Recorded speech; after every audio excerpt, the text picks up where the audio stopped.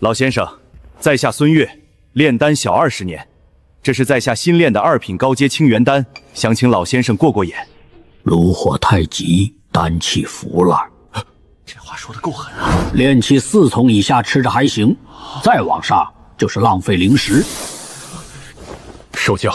小丹会上砸个场子，黑市的门路就自己送上门来了。先生好眼力，商盟有位前辈对先生颇感兴趣。若先生愿意，今晚可去内局坐坐，谈谈高品丹药的买卖。若先生手里真有好东西，什么都能谈。什么东西？黑市商盟。今晚让我去内局坐坐。那我跟你一起去。行。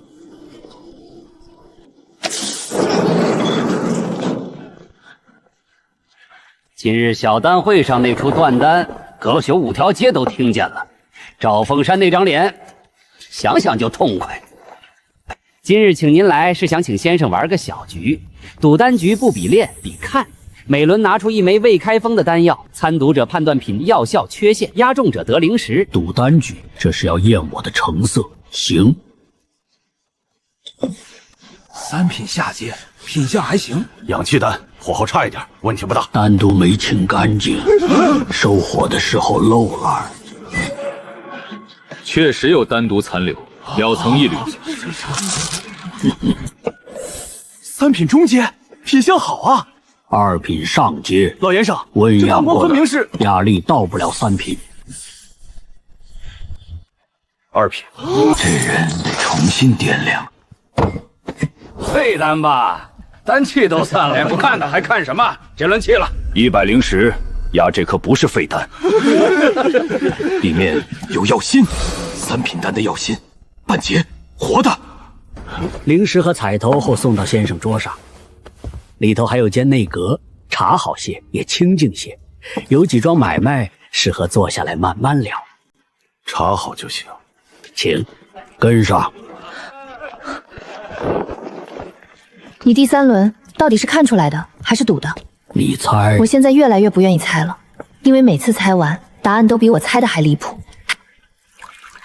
先生手里有没有4品以上的稳定货？你们黑市商盟吃得下多少？黑市不缺灵石，也不缺买家，真正缺的是稳定的高品货源。先生若能长期出货，黑市给的价能比百草阁高出2成。再看看，这是最近从一处衣服残局里收上来的东西，几个老朋友看过了，都说废了。先生若能看出门道，今夜这盒东西就送了。前3颗是废的，第4颗勉强能刮出点药渣，值不了几个钱。最后这颗被阴寒之气侵蚀过，外壳药性全乱了，但里头的丹心还活着。火属性药力没散，只是被阴寒封住了，正常手法探不进去。要是有人能剥掉外面那层死壳，重新激活丹心，这颗丹至少是4品。送了。来之前满脑子想着怎么防黑市下套，结果呢，赌丹局赢了灵石，又白捞一盒特殊废丹。这人到底是来逛黑市的，还是来捡漏的？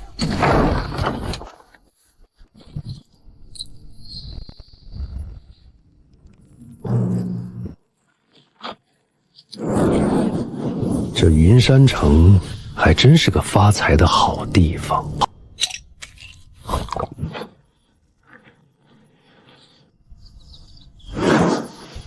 炼气6层成了，你拿走的东西，我会一点一点连本带利的拿回来。你昨夜，你怎么，顾大小姐大清早跑来就是为了盯着我看？你到底吃了什么妖药？昨晚睡得好，气色自然就好了。让我进去。百草阁那边有新消息，请。这绝不是什么驻颜丹能做到的，这人正在脱胎换骨。阁主那边已经开始安排了后续的丹药渠道和分账细节，这几天就会拟定期。还有一件事，黑市那边传出风声了，昨晚一个神秘老修连赢几场赌丹局，最后被魏执事亲自送出门。这消息已经顺着黑市的暗线传遍了云山城的几个大圈子，你现在算是半只脚踩进这城里的丹药厂了。明白。阁主让我提醒你，最近少出门，尽量调，盯着你的人比你想象的要多。明白。等等，帮我弄点东西。2品灵兽骨要火金兽的脊骨，再来3株暖脉草5斤火纹米。你要炼什么丹？这几样东西配在一起，药性太杂，成丹率极低。谁说我要炼丹？我要做饭。成了，叔父，这条路走对了，灵山和丹药配合，才是现在最完美的修炼方式。尝尝。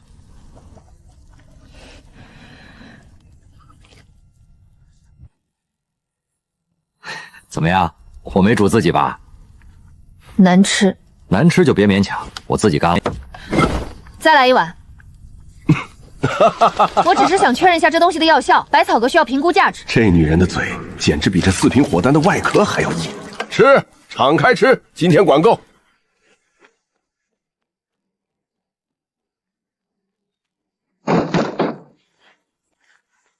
叶先生，在下姓赵，是百草阁的管事，阁主特意吩咐我来请您过去一趟。顾阁主找我有什么事？阁主说有一笔更大的买卖要和您面谈，具体细节还需要您亲自去总阁商议。这地方虽然清静，但平日里采买东西可能不太方便。你要是缺什么，尽管吩咐下面的人去办。还行，我这人喜静，平日里也不怎么出门。喜静好啊，修行之人最忌讳心浮气躁。不过云山城最近可不太平，听说黑市那边昨晚出了不小的风头。叶先生若是去那边走动，可得多带几个人。赵管事费心了，我一个穷老头子哪有闲钱去黑市凑热闹？先生说笑了。这人话里话外的试探简直不要太明显，问住处安排，问出门习惯，还把话题往黑市上引，已经给这人记了一笔。昨晚黑市的事情，阁内有人泄露了，你的住处以及你和我们百草阁的交易意向，这些消息已经传到了不该传的人耳朵里。我们百草阁内部有鬼。叶先生，最近这段时间你务必小心，千万不要让外人摸清你手里的底细，更不要透露你到底有多少存货。我明白，你们刚才带我来的那位赵管事话挺多。你这话什么意思？没什么意思，就是觉得他问的太细了点儿，连我平时走哪条街、去不去黑市都要打听。赵管事失踪了，事情已经很明朗了。他现在就是云山城里一块散发着香味的肥肉，百草阁想拉拢他，黑市想试探他，暗线势力想摸他的底。这种局面看似危险，但只要利用得好，就能成为他快速崛起的跳板。清堂，从今天起，叶先生这边的所有对接和安排，全部由你亲自负责。阁内其他任何管事一律不得插手。有破，这是要彻底斩内部的利益纠葛，把宝全压在他叶长生身上了。以后你若是出门，先告诉我。怎么，怕我死外边？我是怕百草阁白赔。你现在是我们最大的主顾，你要是出了事，我没法向阁主交代。他自己心里也很清楚，刚才那句话绝对不只是为了百草阁的生意。从古兽一地一路走来，这个手段狠辣又满身秘密的男人，已经在他心里占据了一个极其特殊的位置。来的人不止一个，一共3个，脚步声非常分散，呼吸节奏蛮长均匀，这绝对是真正有备而来的修士。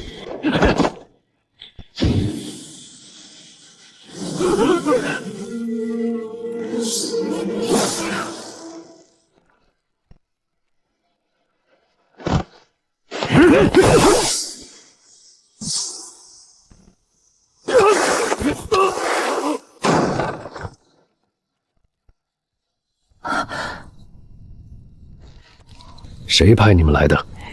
不说是吧？我有的是办法让你开口。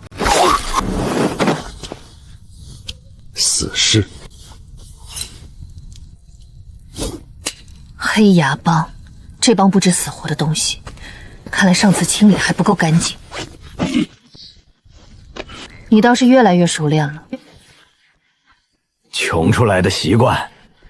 这老家伙明明刚刚才杀人不眨眼，现在却又摆出一副穷酸老农的做派。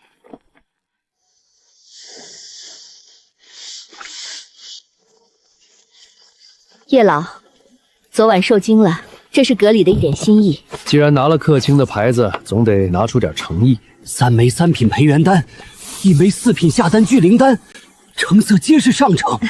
外下一批3品以下的灵药，这第2箱是阁里积压许久无人处理的废丹，一共300斤。全都在这里了。账面上看，他用4品丹药换这些东西，似乎是让只有他自己知道，真正值钱的正是这一箱别人看不上的垃圾。这老东西根本不是不会做生意，他太会算了。他是专挑别人不要的地方狠狠干，别人眼里的垃圾，在他手里绝对有大用处。叶老，百草阁既然给了您客卿的身份，自然是希望咱们能长久合作。若只是偶尔有1-2枚4品丹，那也只能值今天这个价。可若您真能稳定出货，百草阁会给您更高的位置，甚至可以在城里替您单独开一条供货线。单独开一条供货线，这意味着他将彻底掌握云山城一部分丹药的定价权，这已经脱离了普通合作的范畴。顾晚舟这是要把他当成长期财路来养。顾阁主放心，只要材料管够，丹药不会断。过去在云淼宗的时候，每个月那点可怜的俸禄，抠抠搜搜，连买2颗像样的丹药都不够，天天被人当成没有价值的废物。现在一出手就成箱拉资源，5000灵石，这在以前是他想都不敢想的巨款。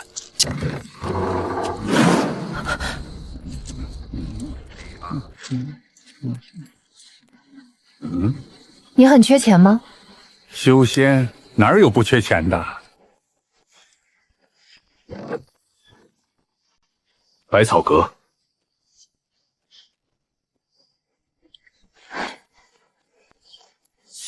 3日后，黑市将举办一场真正的丹道私局，来的绝不只有云山城本地的散修，还有临近几座修士城里有头有脸的丹修和药商。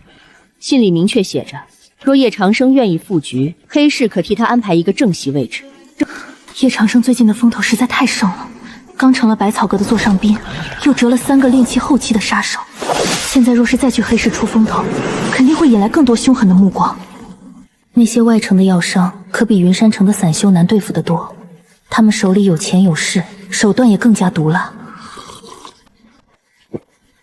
我去。有局就意味着有资源，有资源就意味着能更快提升修为。至于危险，他现在走的这条路本来也没哪一步是绝对安全的。有融合空间。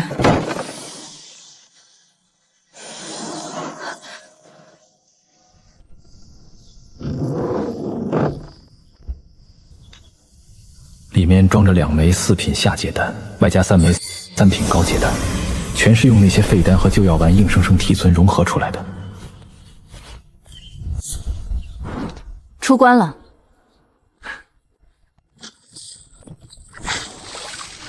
顾姑娘，黑市这种场合穿什么比较显贵？你穿什么都像刚抢完人。他不知道这种变化是好是坏，但他清楚，这个枯瘦的老修已经在他心里占据了一个不容忽视的位置。阁下可以进，这位姑娘还请移步偏厅等候。在这等我。这地方水太深了，百草阁的招牌在这里未必管用。万一叶长生在里面出了事，他根本不可能第一时间冲去捞人。这种脱离掌控的感觉让他很不舒服。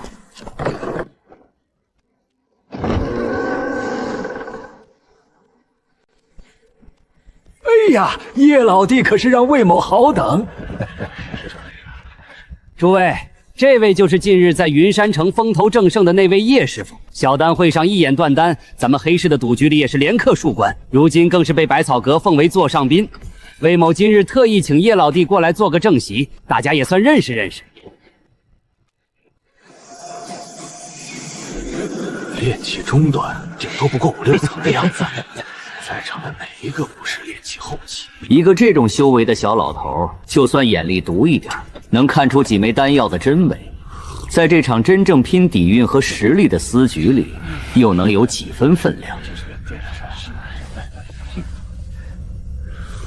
这玉壶如果顺走，至少能换3块中品灵石。赤灵果带回去碾碎了，配上自己的废丹，绝对能搞出一锅大补的灵膳。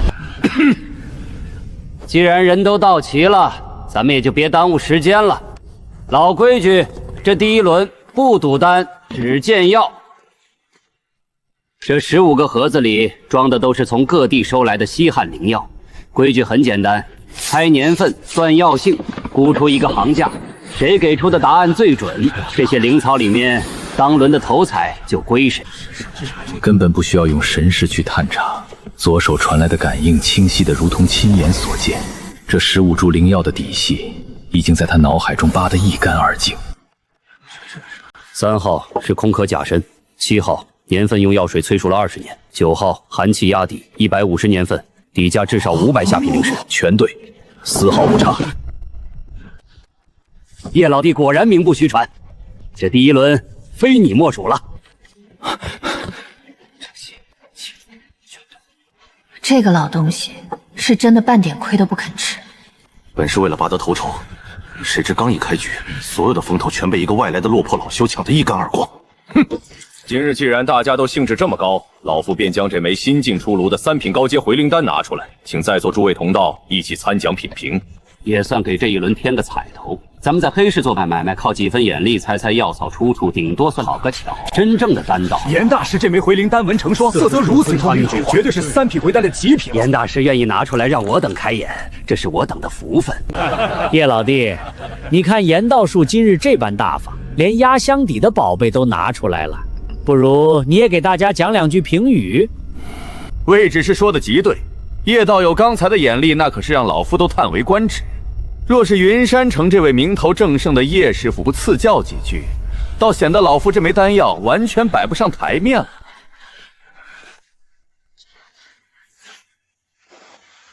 丹确实是3品的好丹，可惜不适合活人吃。荒谬！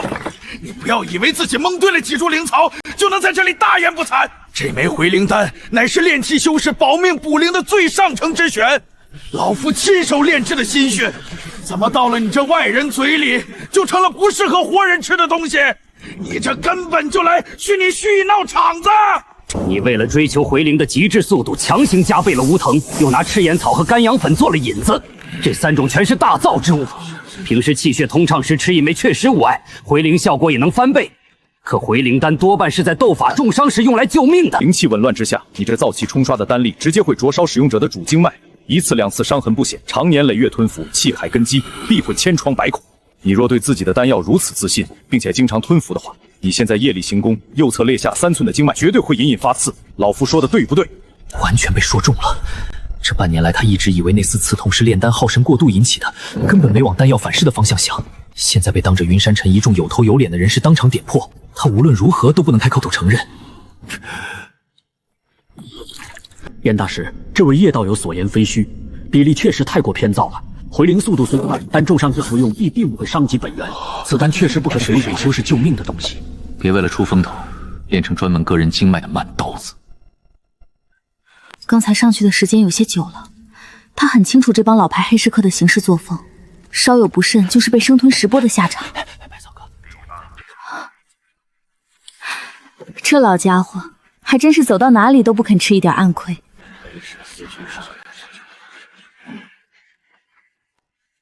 既然人都到齐了，咱们也就别耽误时间了。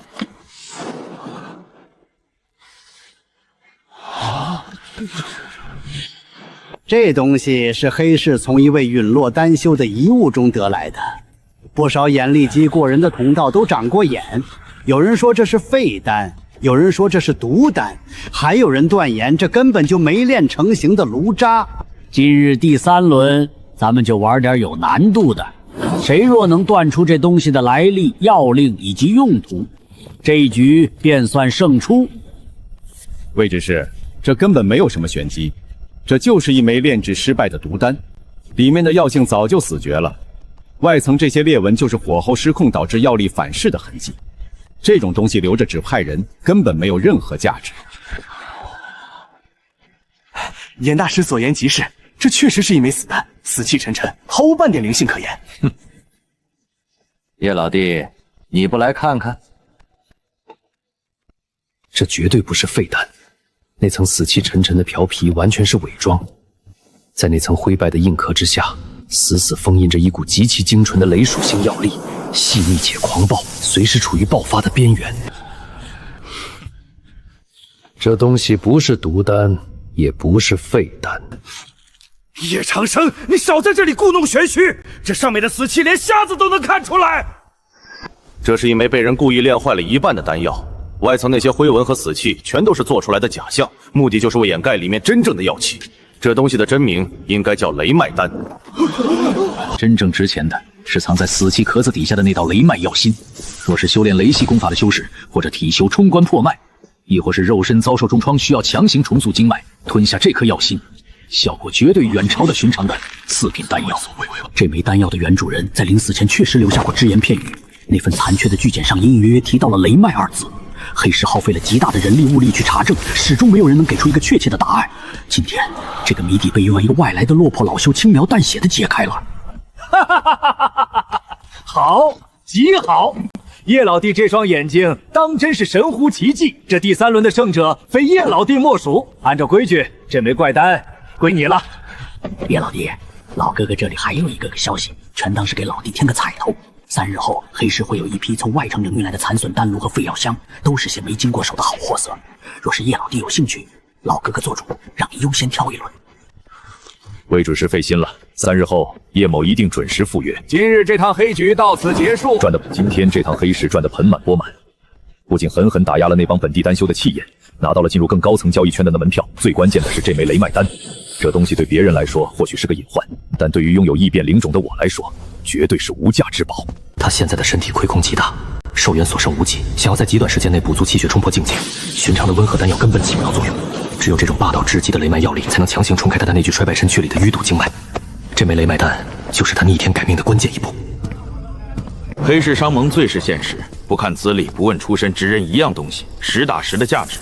魏只是摆出这副姿态，等于是在明晃晃地告诉在场所有人，这个面容枯骨他们黑市认下了。谁要是再敢不开眼去招惹，那就是在打黑市的脸。在这云山城混了这么多年，他严嵩河还从未今日这般奇耻大辱，偏偏在这个节骨眼上，他连一句狠话都不敢放。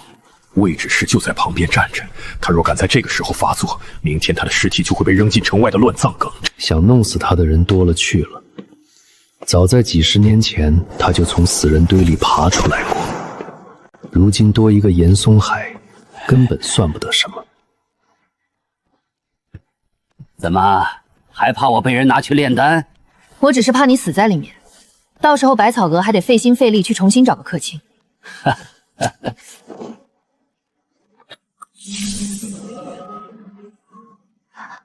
这是什么？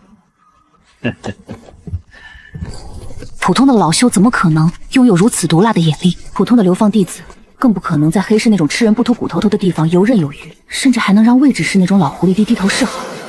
这个人身上到底藏着多少秘密？你以前到底是做什么的？年轻时候命不好，被耽误了。眼前这个看似寒酸落魄的老人，身上背负的旧事绝对远超他的想象。那是一种真正失去过一切，从无尽深渊里爬出来的死寂。等等，拿着。他当然知道这株寒鸦灵草的价值，对于修炼冰系功法的卫士来说，这东西绝对是大补之物，可遇不可求。这太贵重了，我不能要。你今晚在楼下等了这么久，一路陪跑，总得给你点辛苦钱，拿着吧，这东西对我没用。以后你若再去黑市，提前告诉我。是为了这枯瘦老头当众踩了脸，黑市上摆明要保那个叫叶长生的老东西，明面上我根本动不了手，但这口气我咽不下去。大半夜的跑来送死，老东西，活腻歪了吧？瞎了你的狗眼！老夫严嵩河叫你们黑鸦帮的魏首领出来见我。什么狗屁我管你是什么河！今晚就拿你们的心肝下酒！真要死在这个不知名的小喽啰手里，他严嵩河简直就会成整个云山城的笑话。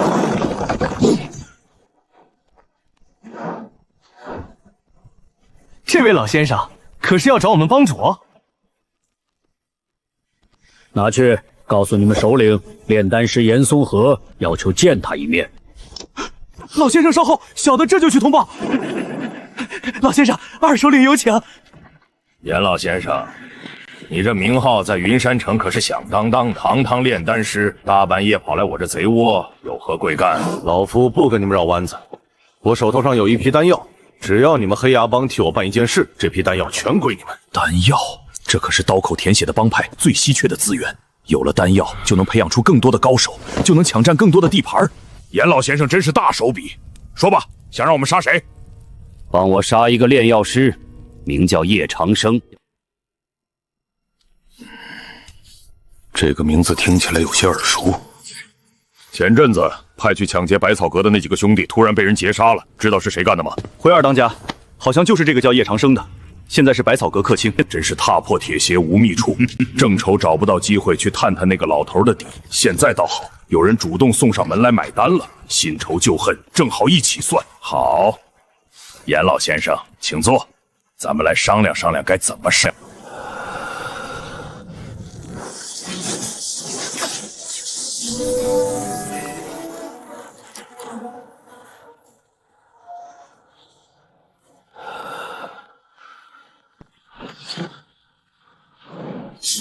这枚雷脉丹的效果极好，不仅彻底稳固了之前强行提升的境界，还让他百尺突破到炼气境7层境界，还差一步就能到8层了。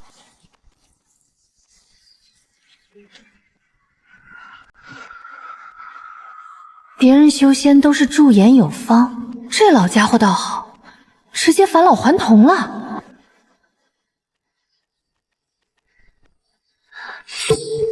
顾姑娘，一大早盯着我看什么呢？没看什么。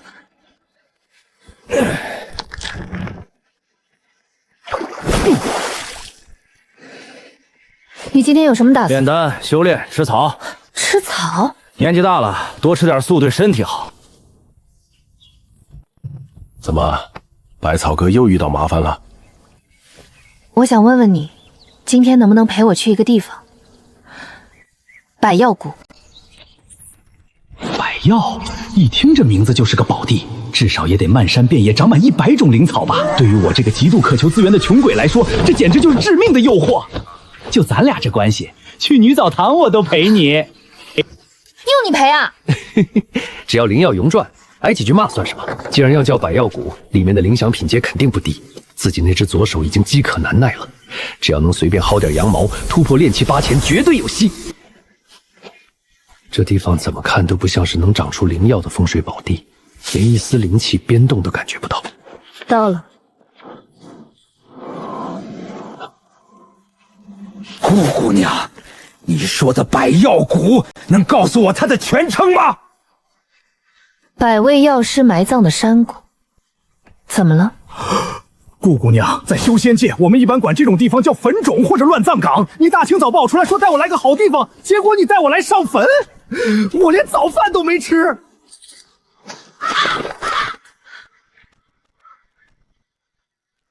这手法挺狠啊，多大仇多大怨。这里埋的就是你说的那个人才，百药谷这个名字就是他们起的。是不是因为这名字误导的人太多，遭报复了？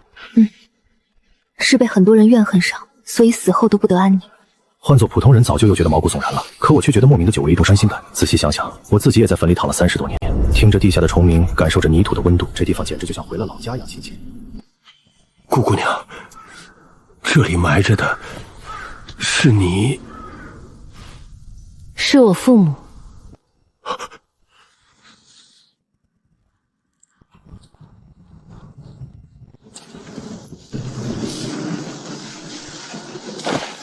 爹爹，女儿要走不动了，这次大概是最后一次来看你了。娘多少年回来看过了，最近我做梦总是梦到你。二丫10年前也修仙去了，家里现在好多孩子，好多人都陪丫头身边，可是丫头好想你。凡人如蝼蚁，100年岁月不过坛主一挥间。他当年被废了仙美，只能眼睁睁看着身边的人一个个变老，慢慢走向死亡。他平时习惯了自己扛着一切，突然被人这么护在怀里，第一反应居然不是拔剑，而是有一瞬间的失神。你不怕，爹爹在。这哪里是他那个满脸皱纹的90岁老闺女？刚才风太大，迷了眼睛。他活了这么大，还从来没被男人这么抱过，简直是占尽了便宜。叶长生，你再胡说八道，我就把你埋在这儿。顾姑娘，这坟到底是怎么回事？多大仇能被破坏成这样？这丫头脾气还真是倔，明明是个娇滴滴的大小姐，非要干这种粗活。灵气外放，隔空御物，这老家伙对灵气的掌控力简直精准到了可怕的地步。行了，别用那种眼神看我，举手之劳而已。谢谢。这还是他第一次听到顾清堂道谢，平时那副冷冰的样子，现在看起来倒是顺眼多了。这东西看着卖相真不错，而且里面还蕴含着淡淡灵气，拿来当贡品简直是暴殄天物。哦，原来是闹鬼啊！等等，闹鬼！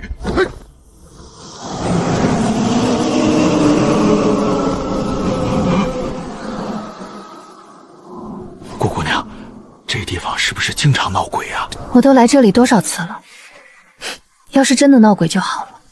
哪怕只有一次，我也能再见他们一面。你现在抬头，说不定真的能见到。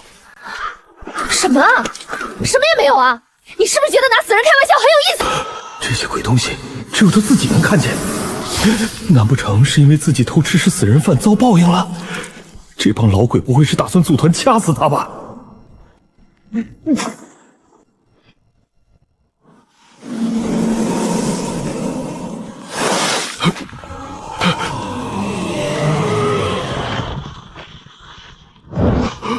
县长，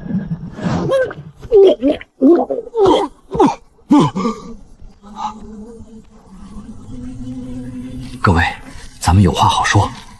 我就是肚子饿了，偷吃你们一块贡品，真不至于行这么大的礼吧？请求县长救救我家孩子！气血充盈，生机旺盛，这丫头活蹦乱跳的。刚才掐自己腰下软肉的时候，手劲大得很，哪里像是有生命危险的样子？你们二老是不是在地下待久了，老糊涂了？你家闺女就在这儿跪着呢，好端端的连根头发都没少。县长有所不知，清堂7岁年，我们夫妻2人就暴毙身亡了。外界都以为我们是外出寻药，遭遇了高阶妖兽，但实际上我们的死完全是被人精心算计的。这事有意思了，谁算计你们的？这么大的事，顾清堂难道一点风声都不知道？清堂那时还小，自然什么都不知晓。其实就连我们自己死的时候都是个糊涂鬼。我们被困在这片坟冢10多年，直到几年前的某一天，偶然听到有人来此地密会，这才知道当年害死我们夫妻的真凶。谁？黑牙帮，还有城主府的人。这消息可真是太劲爆了！黑牙帮在云山城本来就是个毒瘤，干些杀人越货的勾当一点都不稀奇。但城主府可是官方势力，表面上一直维持着秩序和公正。这2家居然被背地里穿一条裤子，还联手害死了百草阁的掌柜，这情报的价值简直难以估量。要是运作得当，绝对能敲出一笔天大的好处。就算他们害死了你们，也已经过去这么多年了，他们一直没对顾强动手，为何你们现在突然说他们要害死你们孩子？他们准备在彻底夺下百草阁的掌控权之后，就斩草除根，杀了我的孩子，或者把他绑架到黑牙帮，给那个老贼当小妾。县长，只要您肯出手相助，我们绝对不会让您白忙一忙。此地埋葬的全都是历代惨死的药师和丹师，他们脑子里记载着成百上千的丹药秘方和无数珍贵的药草知识。我们已经商议过了，只要县长愿意庇护清堂，我们愿意将这些知识全部传授给您，绝不私藏。我们别无他求，只求先生能护他周全。实在不行，您就算强行把他绑走，带他远离这个是非之地都好，只要他能健康活着，我们夫妻2人就算魂飞魄散也心甘情愿。上百位药师的丹方和知识，这简直就是一座移动的宝库。有了这些东西，在炼丹一途上绝对能省几10年的苦功，这报酬太丰厚了。更不重了，二位这叫什么话？以我跟顾姑娘的过命交情，就算没有任何报酬，我也会拼死保护她的安全。我叶某人行事向来重情重义，我可绝对不是冲着你们那些丹方和药草知识来的哦，你们可千万别误会。虽然他看不清，但他绝对从这些老鬼的脸上看到了一抹心照数宣的笑容。多谢仙宝少爷。直到这一刻，他才彻底明白过来，自己今天之所以能撞见这些鬼东西，根本没有任何巧合，完全是因为左手这颗变态的灵种在发力。这玩意儿不仅能给死物复灵，居然还能直接吸收魂体献祭的记忆和力量，简直霸道到了极点。这帮老鬼炼丹是真猛啊！100多号人，几百年的炼丹知识传承，无数次炸炉失败总结出来的控火经验，成百上千种偏门甚至失传的古老丹方，这简直比云淼宗外门丹院的藏书阁还要生猛10倍。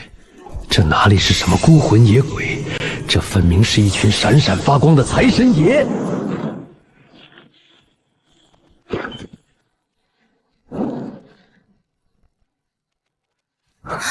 你怎么这么好心了？这家伙向来是无不起早的主，一显行字镜头抽逃现在。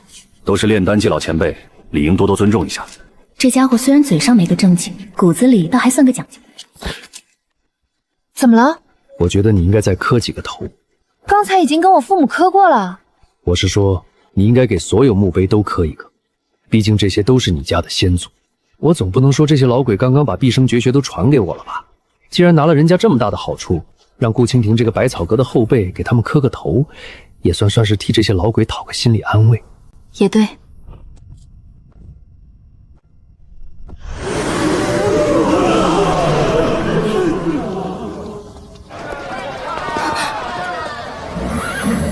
要不然咱俩去别的地方再逛一逛吧。为什么？现在百草阁来了一个我非常不想见的客人，城主府二公子。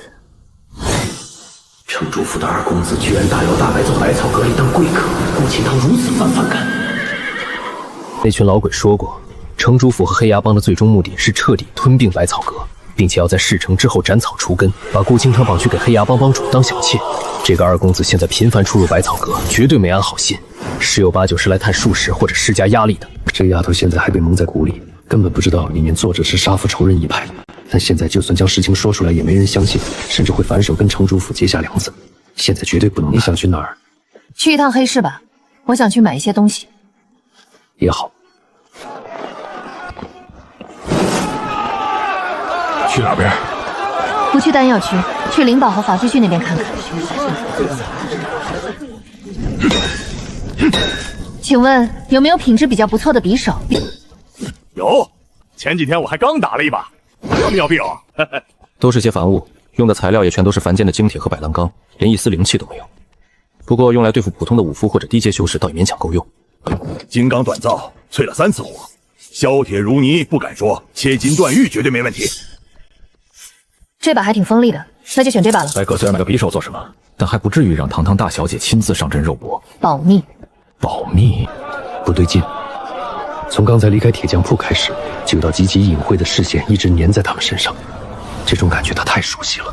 前世的修仙界摸爬滚打，无数次生死边缘的徘徊，早就让他对危险的感知刻进了骨子里。对方极其警觉，躲避的动作非常熟练，绝对不是普通的街头混混。去百妖谷的时候，周围干干净净，没有任何尾巴。偏偏是进入黑市之后，这几道视线才突然冒了出来，而且数量还在悄悄增多。是黑市本身的眼线，还是城主府和黑牙帮的人已经盯上了他们？虽然隐蔽，但并没有明显的敌意和杀气，更多的是一种监视和探查。看来对方暂时还不打算动手。既然如此，那就先装作不知道好了。现在敌暗我明，打草惊蛇绝对是最愚蠢的做法。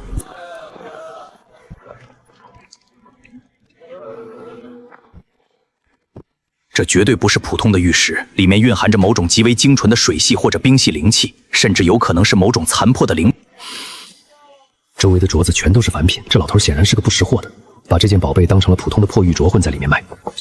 老板，这个镯子多少钱？5两。就这破成色，上面还有划痕，你抢钱啊？这样吧，我给你15两，这2个镯子一起给我。故意把价格抬高，把重点放在那个白玉镯子上，给人一种他其实是看上了那个白玉镯子，拿青玉镯子当天头的错觉。在黑市混这么多年，什么样的人没见过？这小子主动加钱，说明白玉镯价值不菲，是古董，想捡漏。不行，你小子眼光倒是毒。第2个镯子可是我祖传的宝贝，卖50两，少一个铜板都不行。50两？你这老头怎么不去抢？唉，算了，我现在身上钱不够，就先买第1个吧。就5两，你爱卖不卖？一个破烂货卖了5两，还保住了价值50两的祖传宝贝，今天真是赚大了。行吧，行吧，算我吃点亏，卖你了。老板，这镯子多少钱？50两，祖传的宝贝，概不还价。哼，呸！什么破玩意儿？破镯子卖50两，这老头穷疯了吧？叶长生满脑子都是修炼和算计，他自己肯定不戴手镯，更何况这明显是一只女士镯子，那就只有一种情况，他是给某个女人买的。他会送给哪个女人呢？百草阁里的女人，还是他在外面认识的其他女子？我们接下来去哪边看看？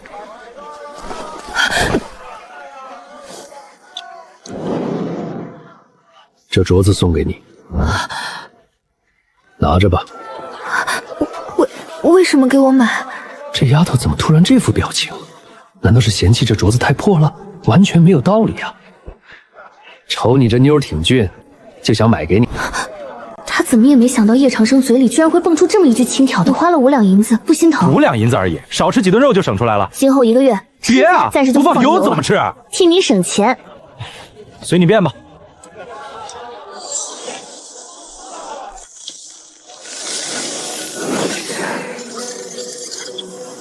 炼气3层，只是带上个镯子就能冲到3层境界，人比人气死人啊！我这拼死拼活把脑袋拴在裤腰带上修炼，人家倒好，随随便便一个5两银子的破镯子就直接起飞了。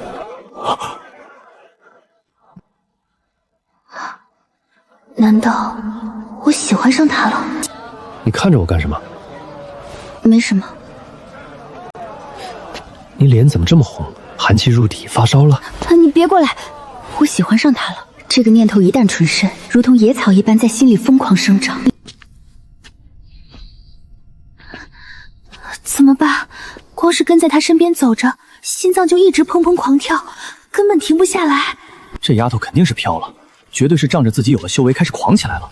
刚才带上镯子直接冲到炼气3层，体会到了修仙者的力量。现在看不起我这个苦哈哈的底层散修了，一个炼气境3层就这么装，连看都不屑看我一眼了。这要是让你修炼到断体境，你还不得直接上天？自己辛辛苦苦在废丹房里苟延残喘，这丫头拿个5两银子的破镯子就起飞，起飞就算了，居然还敢在我面前摆谱，简直岂有此理！必须要敲打敲打。你要干嘛？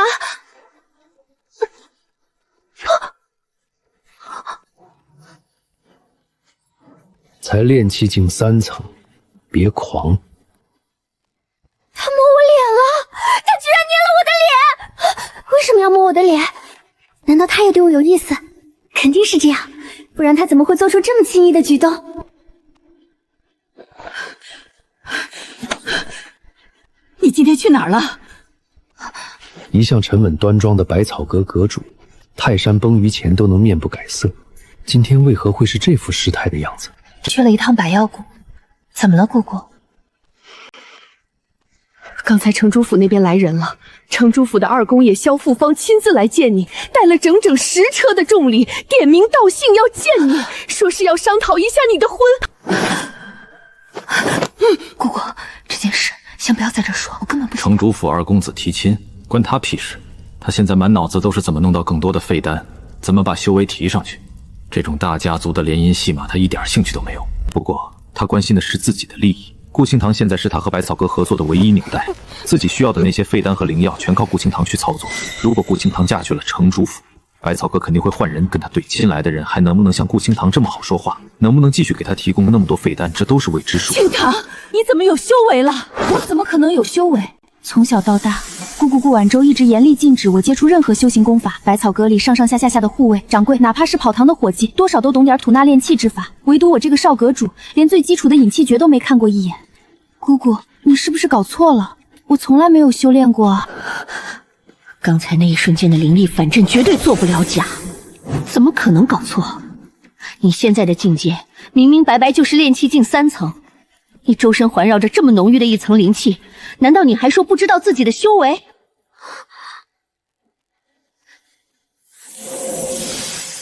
这就是灵气，这就是炼气境3层。看来这丫头是真的什么都不知道。顾阁主，这件事怪我。什么意思？那是我们在黑市上买的，我看那镯子材质特殊，本意是想买来给他防身用。结果他戴上之后，镯子里的寒气一间倒灌，他的境界直接冲到炼气境3层。顾阁主，我有一件事不明白，顾清堂身为百草阁的少阁主，为什么不能修炼？凡人寿命不过短短100年，修士一旦踏入仙途，寿命可延长200载甚至更多。他有了修为，对百草阁的传承来说，难道不是天大的好事吗？这个问题从小到大问过无数次，每次都被姑姑严厉的敷衍过去。今天，她也想知道真正的答案。其实这件事跟清堂的父母有关。当年我哥哥和嫂子跟城主府那边的人私下立过一个约定，等清堂他踏入修行之路有了境界，就必须嫁到城主府，并且百草阁的所有内务都要由城主府的人来。什么？原来这就是姑姑一直不让他修行的原因。只要他是个凡人，这个约定就不会生效，百草阁依旧能保住独立，他也能自由自在的活着。一旦他有了修为，城主府就会名正言顺的接管百草阁，顺便把他也吞并进去。这根本不是什么婚约，这是一场蓄谋已久的吞并。换做以前，他对嫁人这种事毫无概念，嫁给谁都无所谓，毕竟那是父母定下的规矩。为了百草阁，他可以牺牲自己。但是现在，他是1万个不想嫁。他脑海里全是在黑市里叶长生拉着他手腕的画面，全是他捏自己脸颊时的温热触感。他绝对不要嫁给别人。可我不想。行了，清堂，你今天跑了一天也很累了，先回房去休息吧。这件事我们明天再说。顾阁主，现在有时间吗？可否单独聊一聊？叶可可，请随我来。外界对于我哥哥嫂子的死一直众说纷纭。顾清堂的父母到底是怎么死的？有人说他们是遭遇了高阶妖兽，有人说他们是惹不该惹的仇家，但实际上，当我见到他们的时候，他们已经是2具冰冷的尸体了。当时是城主府的人出面帮忙营救，也是他们把尸体带回来的。城主府帮忙营救，这么巧？坊间一直有流言说清谈父母的死根本就是被城主府所害，目的就是为了尽早促成那个约定，好名正言顺地吞并百草阁。但我只能把这些话当成玩笑，绝对不能放在心上，更不能去查。城主府的势力极其庞大，远在百草阁之上。如果真的将这个传闻当真，跟城主府彻底闹翻，那么百草阁上上下下几百口人绝对没有好日子过。我的顾虑很现实，作为阁主，我必须权衡利弊，不能凭着一腔热血去送死。那你呢？抛开传闻，你怎么认为？我当然觉得没有这些阴谋论。当时尸体被城主府的人送回来，我亲自带人连夜做了一遍检查，尸体经过了百草阁最严密的尸检，没有任何被人谋杀的迹象，连一丝多余的暗伤都找不到，死因确确实实是遭遇了高阶妖兽的袭击。你难道要让我凭着坊间几句毫无根据的传闻去跟城主府拼命吗？百草阁上下几百口人的性命都在我手里，我是阁主，我必须为活着的人负责，我赌不起。城主府的势力确实庞大，但行事作风未免太急躁了一些。越是掩饰的完美，越说明背后有鬼。顾清堂有了修为后得嫁入城主府，这一点我完全能理解。大势力之间通过联姻来巩固关系是很正常的事情，但有一件事说不通：为什么城主府要强行插手百草阁的经营权？联姻归联姻，夺权归夺权。城主府既然已经是云山城的土皇帝，何必急着把手伸进百草阁的账本里？吃相未免太难看了吧？因为百草阁的生意从来不局限在云山城。前些年我哥哥嫂子还在的时候，百草阁的丹药势力发展的极其迅猛，我们阁内炼制出的丹药质量极高，完全比得上外面那些修仙宗门出产的丹药。正因为丹药质量好，经常有很多外面的宗门修士大老远跑来跟我们合作。清堂的父母性格豪爽，借着生意的机会结识了许多实力强大的修士大能，百草阁的名声也越来越响亮。他太熟悉这种套路了。修仙界向来是弱肉强食，一个没有绝对武力镇压的商会，偏偏掌握着极其丰厚的资源和人脉，这无疑是小儿抱金砖过夜市。对于城主府那边来说，百草阁逐渐变成了一个完全不受他们控制的庞大势力，他们害怕了，他们担心百草阁有一天会借助那些宗门大能的力量反客为主，直接掀翻城主府的统治。所以他们才逼着我哥哥嫂子立下那个约定，如果阁主的独生女踏入修行之路，就必须嫁入城主府，并且城主府要全面插手百草阁的内务和经营。如果不答应，他们就要动用一切手段将百草阁彻底赶出云山城。赶出去就赶出去，以百草阁当时的人脉和底蕴，换个地方照样能东山再起，何必受这种窝囊气？哪有那么容易？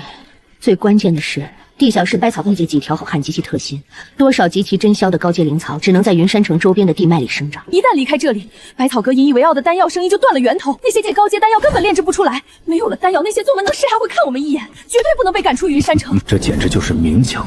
可顾清堂的父母竟然还真的妥协，永远换不来和平，只能换来对方得寸进尺的压榨。早知道在白药谷的时候顺势踹他们一脚了。踹谁？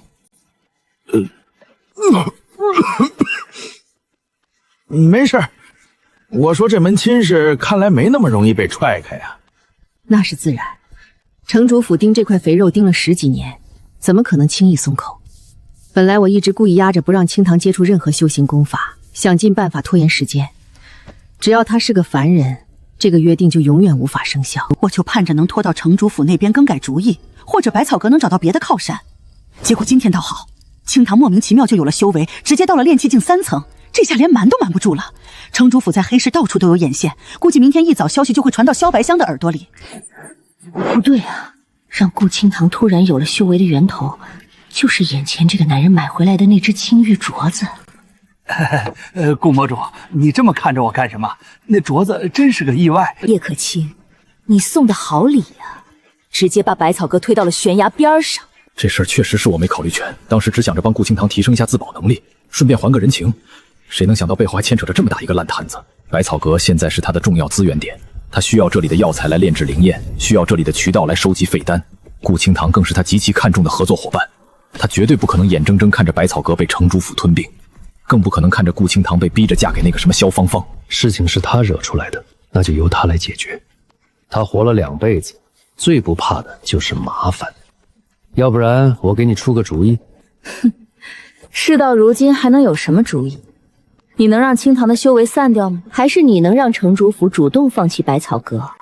什么主意？说来听听。很简单，灭掉黑牙帮，废掉城主府，然后让百草阁在云山城一家独大。灭掉黑牙帮，这简直是天方夜谭。黑牙帮盘踞云山城多年，手下亡命徒无数，连百草城主府更是根深蒂固，府内高手如云泉。他一个刚刚当上客卿的老修，竟然大言不惭地说出这种话，他彻底疯了。叶道友，你来百草阁这些天，想必也看明白了，百草阁在炼丹和做收山上确实是一把好手，但是在打打杀杀这方面，我们完全没有实力。至于你刚才说的事，我只能当做没有听见过，也请叶道友以后不要再提。此事绝无可能，你不必再提。隔墙有耳，一旦这种大逆不道的话传出去，百草阁立刻就会迎来灭顶之灾。有我帮你，这件事就能达成。就凭他一个人想要挑翻云山城的2大势力，这已经不能用狂妄来形容了。但我有个条件，倘若我帮你将百草阁在云山城真正站住脚，彻底拔除掉那些隐患，之后百草阁的利润我要拿走1半，当然经营权还是在你手里。当初请叶长生成为百草阁的客卿，他是觉得他一手绝妙的炼丹本事能够变废为宝，能够一眼看穿3品丹的底细。他愿意拿百草阁的资源去结交这个人，把他当成百草阁的摇钱树和护身符。但现在他居然大言不惭地说要帮助百草阁达成一个根本不可能的目标，甚至还狮子大开口要拿走整整1半的利润，这简直荒谬到了极点。叶道友，如果你是在开玩笑，我就当你没说过；如果你是认真的，我只能说……顾魔主，你真是炼丹炼傻了。他掌管百草阁这么多年，还从来没有人敢当着他的面这么骂他。都要被人踩到头上拉屎了，你却还在固守一方，还想着退一步海阔天空。他活过怎么自己还没说什么，叶长生反而先声夺得残酷？修仙界从来没有退让求全的道理，只有把刀架在别人脖子上，别人也对你讲规矩。顾晚舟这种商人思维，在绝对的武力压迫面前根本不堪一击。顾清堂有修为的事情，你以为能瞒多久？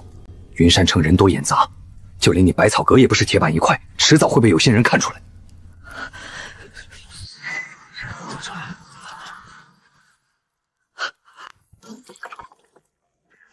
你拒绝不了城主府，那么他早晚都要嫁入城主府。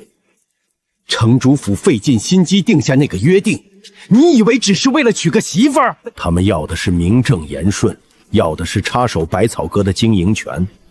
一旦顾清堂嫁过去，之后几年，城主府必然会仗着她是前阁主独女的身份，慢慢揽过所有的经营权。到时候，你顾晚舟就徒有一个阁主的虚名，实际上狗屁不是。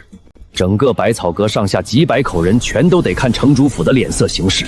你费尽心血保住的家业，连骨头渣子都会被他们嚼得干干净净。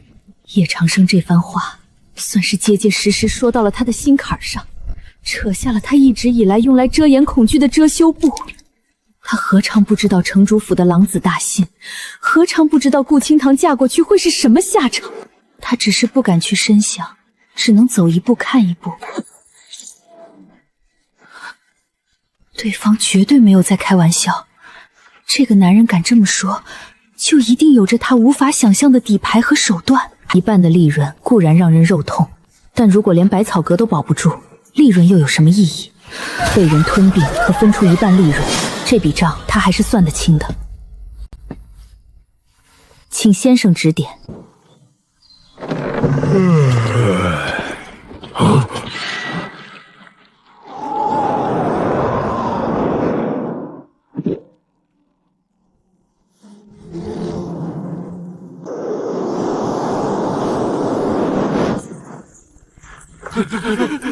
这个狗日的叶长生，老子就说派去劫道的几个兄弟怎么会无缘无故断了音讯？原来是折在这个老王八蛋手里了。二当家何必生这么大的气？这叶长生其实早就查清了那两人的底细，他知道那是你们黑牙帮的兄弟，却偏偏要把脑袋摆到城主府大面立威。严先生，你是个读书人，脑子比我们这些粗人好使，你有何高见？这有何难？他躲在城里，我们把他弄出来不就行了？弄出来？那老狐狸精明得很，怎么可能乖乖出城？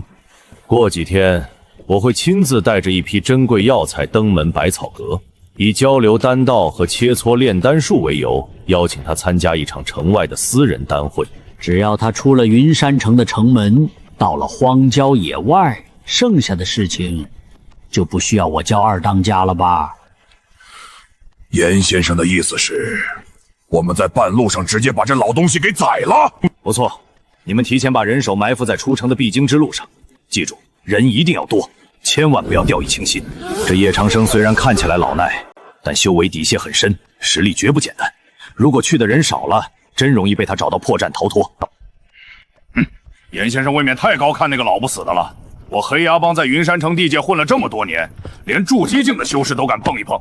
我打听过了，这叶长生满打满算也就是个炼气后期的修为。对付这种半截身子入土的老修，我随便派几个断体境的弟兄过去，就能把他剁成肉酱。二当家，叶这多是有幽香那股邪门脱下的。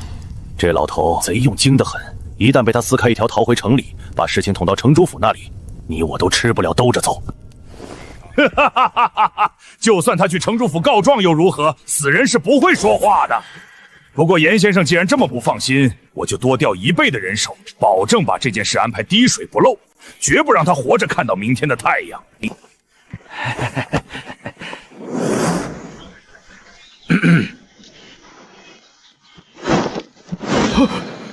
这哪里还是那个半截身子入土的糟老头子？这分明是一个正值壮年的修士。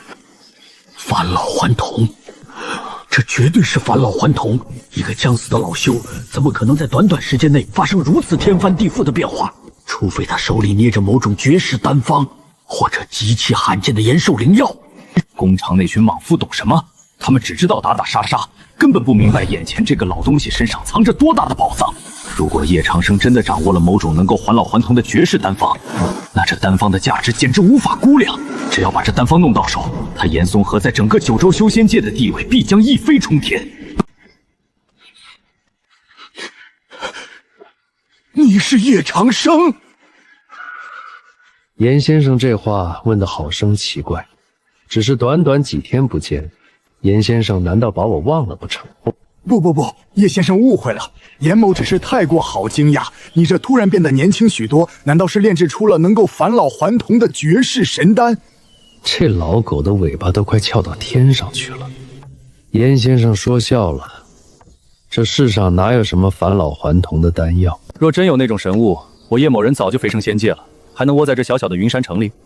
不过是我最近换了种养生功法，又多吃了几顿滋补的灵膳，气血稍微充盈了一些，显得样貌有些变化罢了。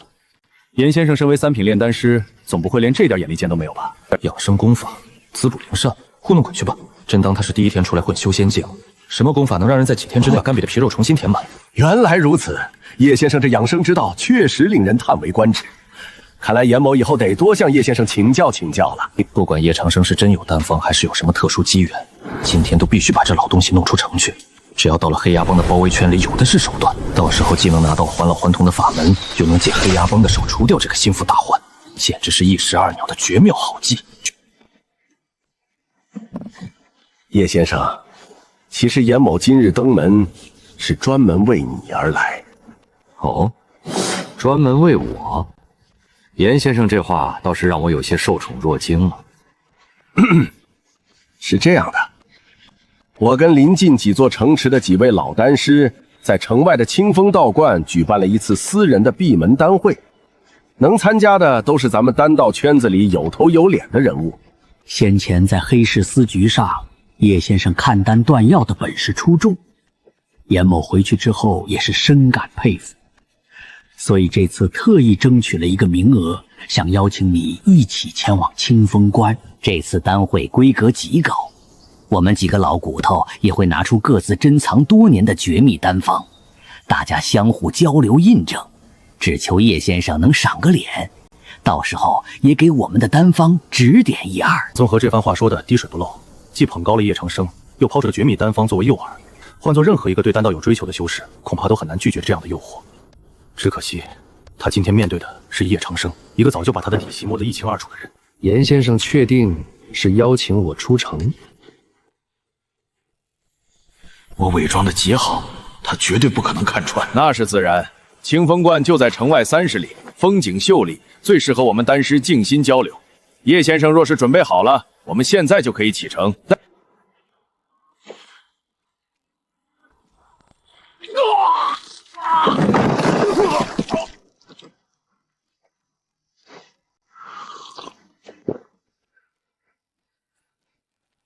看来我猜的没错，跟黑牙帮勾结的那个内鬼就是这位严大丹师。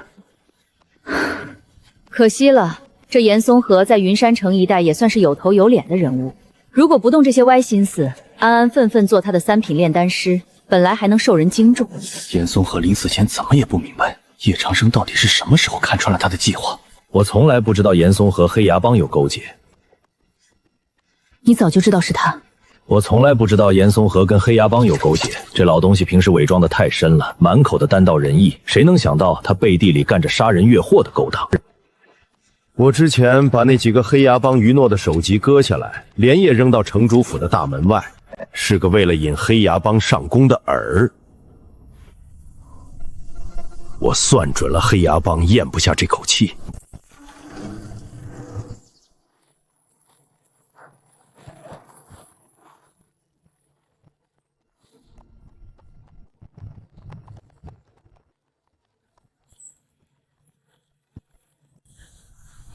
大哥，那绝对是百草阁的车，里面坐着那2个身形，跟严嵩河和那个姓叶的老东西一模一样。兄弟们都等不及了，咱们现在就动手吗？冲下去乱刀砍死那老狗！急什么急？二当家出门前怎么交代的？二当家的意思是，让咱们先跟着这辆马车，一直跟到锦山山脚下，到了那种荒无人烟的地方再动手。需要这么麻烦吗？咱们这么多人，冲下去一眨眼的功夫就能把事情办完，何必做贼似的跑那么远？哼！你这脑子懂什么？二当家这是深思熟虑。这里离云山城太近了，如果我们在这里动手，一旦弄出太大的动静被人发现，百草阁必会去烧出咱们杀死了百草阁的客卿，城主府迫于压力派人围剿，还是二会给帮里惹来天大的麻烦。那咱们就进邪山，再把他们剁成肉泥。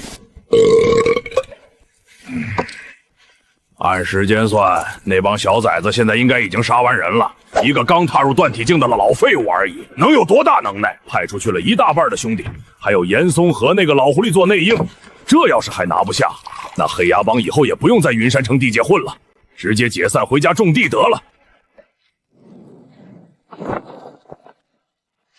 当家的，山道那边传来消息了，怎么样？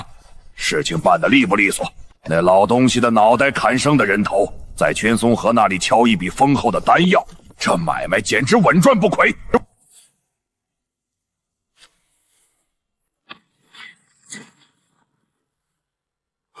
怎么回事？哪里来的爆炸？这动静简直要把山都炸平了！你是谁？这老东西明明应该在去锦山的马车上，怎么会突然出现在黑崖帮的老巢，还伪装成了帮里的弟子？听见刚才那声炸响了吗？你派出去埋伏的那些帮派弟子，大概已经死得差不多了。怎么可能？这老东西不是个半截身子入土的废物吗？怎么会变成这样？外面的爆炸又是怎么回事？这东西一旦触发，产生的爆炸威力丝毫不亚于筑基境修士的全力一击。只要黑崖帮那群蠢货像饿狼一样扑上去掀开帘子，灵气阵法就会瞬间引爆，把他们连人带马炸成漫天碎肉。你怎么知道我们的计划？很难猜吗？你们黑崖帮的人脑子里打打杀杀，还能装得下什么计划？真以为严嵩和那个老废物能算计到我？被电人带入槽上层，你便欺人太甚！老子就算是死，也要拉你垫背！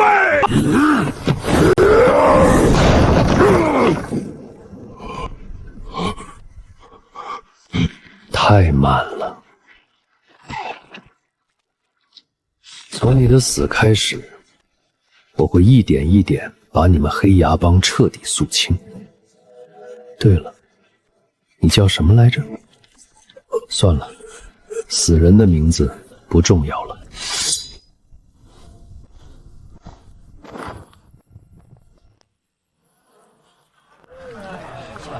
听说了吗？昨天夜里锦山山道那边出大事了。怎么没听说？动静那么大，半个城的人都被那声巨响惊醒了。听说是在山谷里面不知道哪里埋了大量的烈性火雷，把山道都炸塌了半边。火雷算什么？关键是死的人呢。我今早去城门那边看热闹，听几个守城士兵在那吹嘘，说是他们城主府的人早就盯上了黑崖帮，昨晚直接设了个局在山谷里，把黑崖帮的精锐给一锅端了。我的天，真的假的？黑崖帮那些人可都是亡命徒啊，全没了！千真万确，足足6、7、10具啊，全都被炸得拼都拼不起来。听说城主府的士兵去收尸的时候，拉了整整10多辆板车，这也太猛了吧！这黑崖帮平时在城外嚣张跋扈，劫了多少商队的道，百草阁的药车都被他们劫过，现在总算是有人出手整治这帮毒瘤了。城主府这次可是立了威了。这下黑崖帮怕是元气大伤，以后在这云山城地界，他们得夹起尾巴做人。真好看。你受伤了？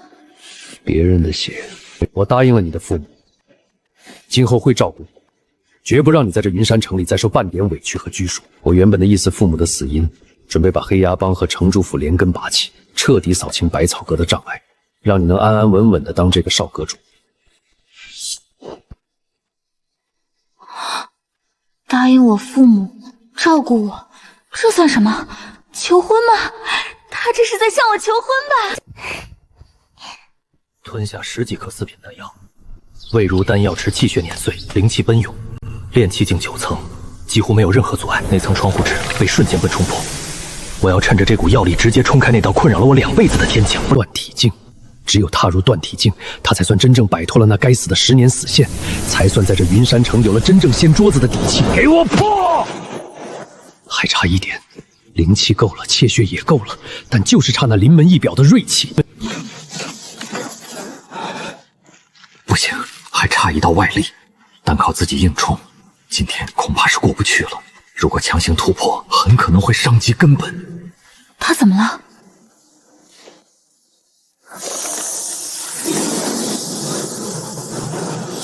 就是所有灵气全没懂我风水，疯狂现在！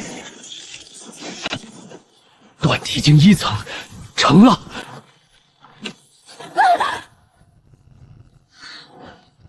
真是造化弄人！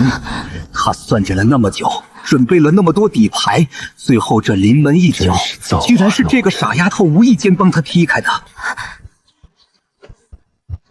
你突破了，顾姑娘，你今天真是帮了我天大的忙，我欠你一个极大的人情。真的吗？真的。人情怎么办？好想用这个人情让他吻我一下。不行不行，你疯了吧？人情怎么能这么随便用？可是他昨晚都已经求婚了，现在抱也抱了，气氛都烘托到这儿了，难道还要我一个女孩子主动开口吗？叶长生，都这个气氛了，你快亲我啊！这老男人的心思根本就没在风花雪月上，感觉自己就像个自作多情的傻子。最让我激动到差点仰天长啸的是，那一直悬在头顶的死亡倒计时终于被狠狠地拨慢了。寿命，我甚至感觉到自己的寿命增加了起码50年。50年啊！对于那些动辄闭关100年的大能来说，50年或许只是弹指一挥间；但对于一个前几天还在为了10年死线而发愁，天天在生死边缘疯狂淘气的老修来说，这50年简直就是一笔天降兑款。他终于不用再像个被狗撵的兔子一样为了活命拼命算计了。叶长生，你刚才看着我，有没有什么想法？什么想法？刚才自己突破断体境，气血爆发灵化作气浪，这位少阁主就直接被掀飞了。要不是自己反应快，一把将他拉住，他现在估计已经摔得鼻青脸肿了。肯定是这丫头觉得委屈了，人家好心好意拿手帕给自己擦汗，还无意中帮自己突破了境界，结果自己不仅没道谢，还差点把人家搞毁容，换谁谁不生气？我发现顾姑娘最近变得漂亮不少。这算什么？这是在回应自己刚才的期待吗？还是说他其实也对我有想法，只是刚才不好意思表现出来？油嘴滑舌。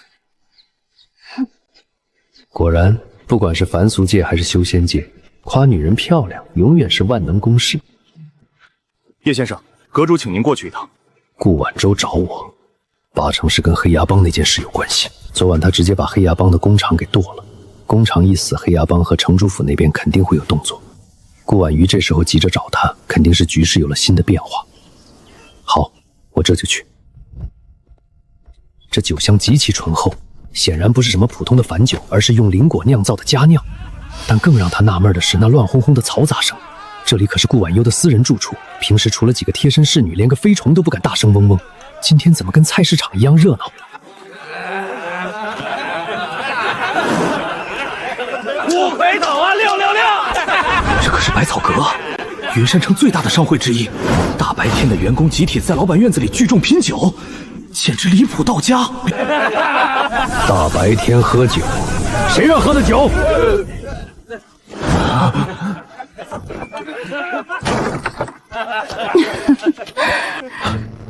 差点没认出来。我让的，高兴就得喝酒，来，一起喝酒。这女人受什么刺激了？难道是黑牙帮打过来了，在这喝断头酒？堂堂百草阁阁主，怎会如此放纵自己？在印象里，顾晚舟就是一个没有感情的赚钱机器和权力平衡大师。他走的每一步棋，说的每一句话，都是经过深思熟虑的。像今天这种完全不顾形象、放飞自我的行为，根本就不可能出现在他身上。事出反常必有妖。顾阁主，这不是你平时做事风格，怎么今天喝上酒了？我不能喝酒吗？我接管百草阁已经10年了，我也才是个30岁的宝宝啊！想痛快一次不行吗？想当年顾晚舟接手百草阁的时候才20岁，为了能将百草阁维持下去，他简直是咬着牙在拼命。当时老阁主刚走，百草阁群龙无首，所有人都觉得他是个好拿捏的软柿子，变着法的欺负他这个刚刚上任的新阁主。内部掌柜杨凤因为外部势力虎视眈眈，对内可以狠，对外呢？面对城主府的盘剥、黑牙帮的骚扰以及其他商会势力的欺压，顾晚舟根本没有掀桌子的底气。这种终日对百草阁的操劳，简直是在透支生命。明明有了修为，按理说完全能保持20岁的容颜，可此刻他卸下了平时的端庄如伪装，在酒精的作用下，眼角的疲态和眉宇间的沧桑根本掩盖不住，那憔悴的模样苍老的像是40岁。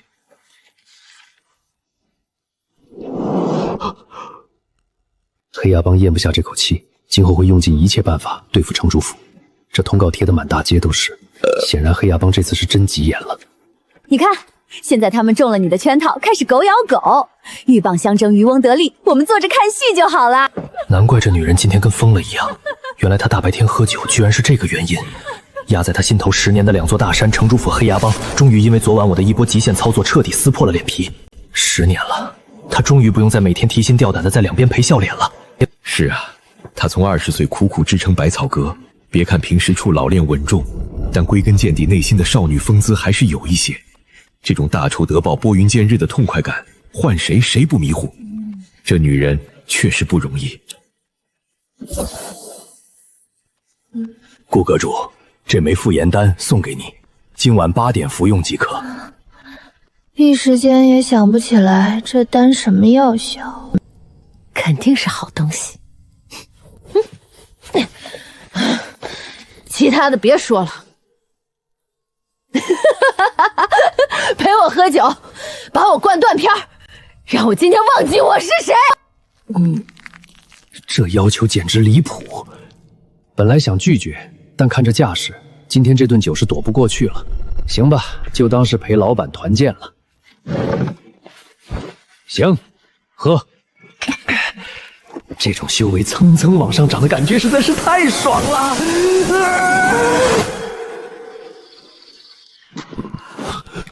顾清堂怎么在我怀里？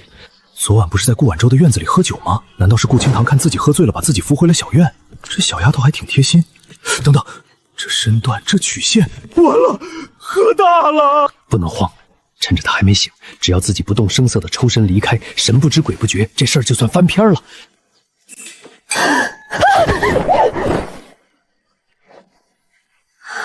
万幸，什么都没发生。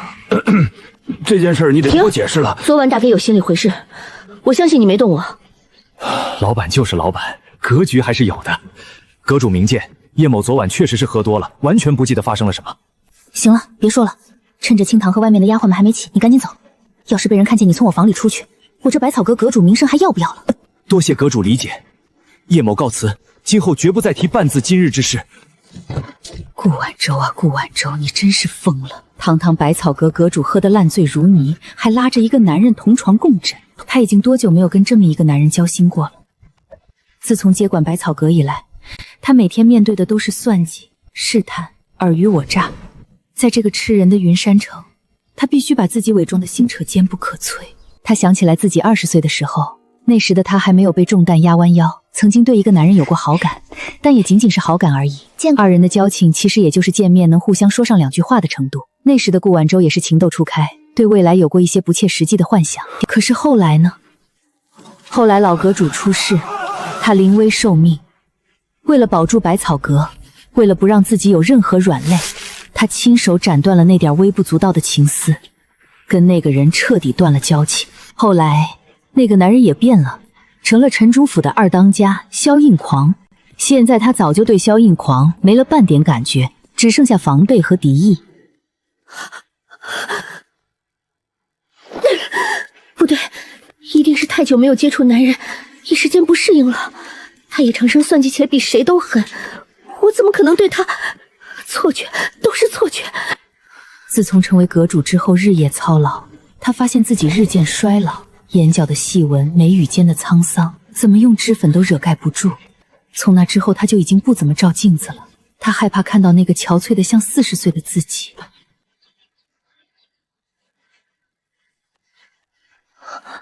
复颜丹，难道是他的丹药起了效果？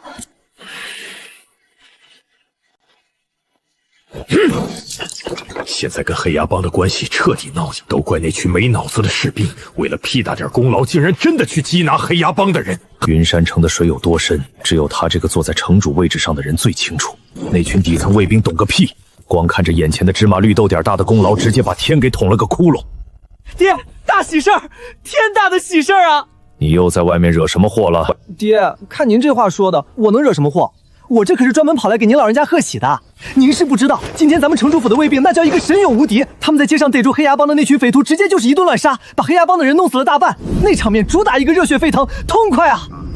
爹，现在外面的百姓对咱们城主府那是清一色的好评，走街串巷的老百姓都在夸您是青天大老爷，说咱们城主府替天行道，除暴安良，有这等民心所向。爹，您的地位绝对是更加稳固了。我看以后就算是云淼宗的那些大人物来到咱们云山城，也得对咱们客客快快的。今后就算是云淼宗，也得重视咱们城主府了。自己精明算计了一辈子，怎么就生出了这么一个清澈又愚蠢的没脑子玩意儿？这到底是谁的基因出了问题？大儿子天赋异禀，如今正在云淼宗修行，为人沉稳老练。那才是城主府真正的骄傲，才是能挑起大梁的前途所在。可是大儿子一心想到，这城主的位置100年之后，8成是要传给眼前这个傻子的。这要是让他当了城主，云山城怕是连城墙都得被人给拔了去。爹，您怎么不说话？是不是也被这惊喜给砸晕了？你简直就是个无药可救的家伙！自己得知这天天大的好消息，连口水都没来得及喝，第一时间跑来祝贺爹，怎么反而被劈头盖脸骂了一顿？这剧本走向不对啊！爹，您骂我干嘛？我做错什么了？蠢货！一个可以进云淼宗杂物库的蠢货！你觉得得到百姓可有可无的支持，跟黑牙帮为敌，这两个哪个对我们的坏更大？爹，这黑牙帮平时净给咱们添乱了，灭了些百姓支持的话，咱们以后加税还能多捞一笔钱。跟这个傻儿子交流，简直比对付黑牙帮还要耗费心血。加税，多捞一笔钱？你以为城主府养这么多兵，开销这么大，是靠街上那些卖菜的、打铁的交税养活的？我告诉你，城主府大部分的税款都是从那些商铺、大商户手里得来的。那他们既然有钱，咱们让他们多交点不就行了？哪有那么容易？那些商户一个个比猴都精，谁会心甘情愿把银子往外掏？因此，只要城主府武力够深，刀子够快，那些商户就不敢反抗。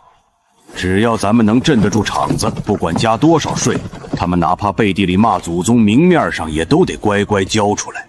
很有道理。那这跟黑牙帮有什么关系啊？咱们兵强马后的，杀了他们立威，不是正好能震慑商妇吗？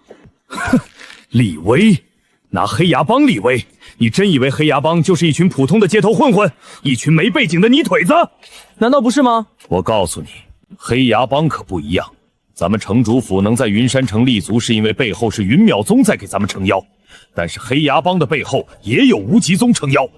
无极宗？那个跟云淼宗不对付的大宗门？现在你明白事情有多严重了。本来双方暗地有着默契，我们不把他们逼上绝路，他们也不触碰我们的底线。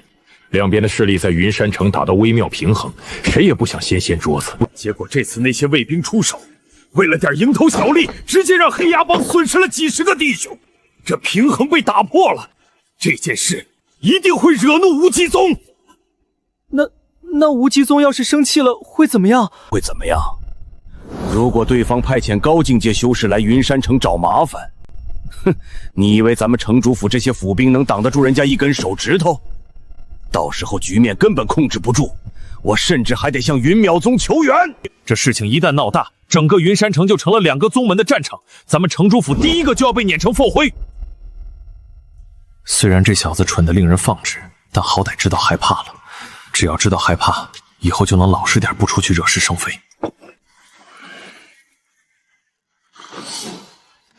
太好了，爹！这么说，大哥就能回来了。脑瓜子嗡嗡作响，自己口干舌燥的分析了半天生死存亡的局势。这小子的关注点居然是大哥能回来。要是真到了向云淼宗求援那一步，怕是大儿子回来正好赶上给全家收尸。他终于意识到，刚才那个进云淼宗杂物库的喷货评价，对于这个傻儿子来说，根本就不是骂人的话，甚至可能是一种极高的夸奖。这不是在做梦吗？对，肯定是做梦。魏执事大可不必这么惊讶，今后我或许还有很多丹药要经过你们商盟。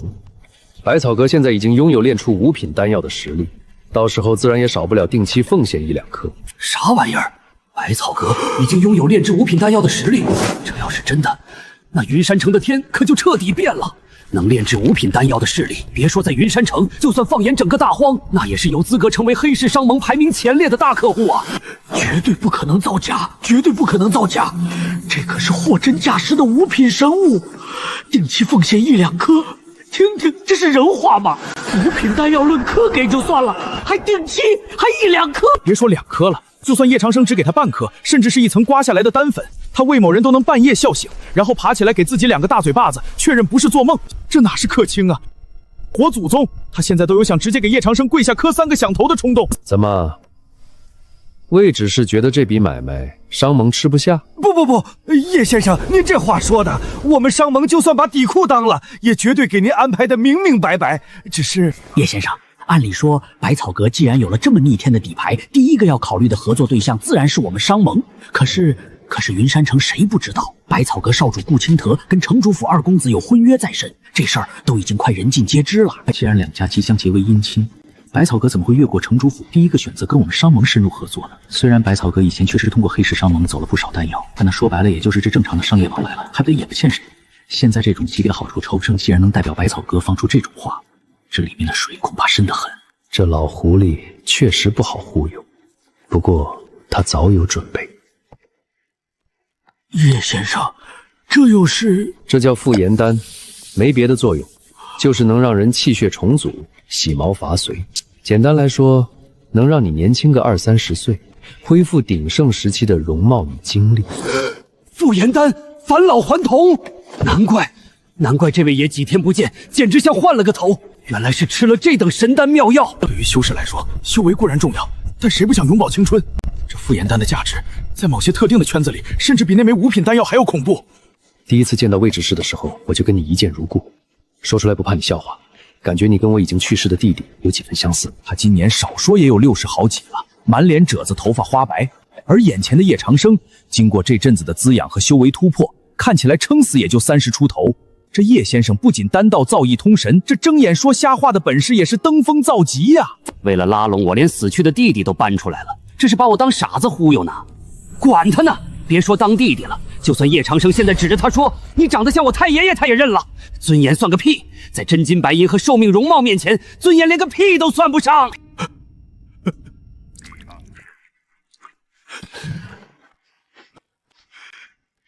兄长，请受老弟一拜。这是谁家的马车？怎么挑这么个时间出城？云山城的城门不是早就落锁了吗？谁有这么大的特权？今天我去了一趟黑市，花了点代价，从一个专门倒卖消息的情报贩子手里买到了一个情报。情报上说，今晚城主府会有一辆马车秘密经过这里。至于具体去什么地方，那个情报贩子也不知道。城主府的马车，大半夜的，城主府偷偷摸摸派人出城干什么？我心里推测，这辆马车应该是前往云淼宗的。云淼宗？黑牙帮和城主府已经彻底撕破脸了，工厂死得不明不白。这两家现在就是架在火上烤的死局。黑牙帮在云山城虽然是地头蛇，但他们背后站着的是修仙宗门。如果黑牙帮的帮主突然发疯，把背后的宗门力量引过来，只怕城主府还没反应过来，就被人家连根拔起，直接灭掉了。所以，城主府必须抢在黑牙帮摇人之前，尽快向云淼宗求援。那你大半夜带我来这里，吹着冷风看这辆马车，你该不会是收了好处，打算拉着我一起给这辆马车当护卫吧？我可事先声明，我最讨厌城主府那帮道貌岸然的家伙，我绝不跟他们扯上任何关系。你要是想护送他们，你自己去，我这就回百草阁。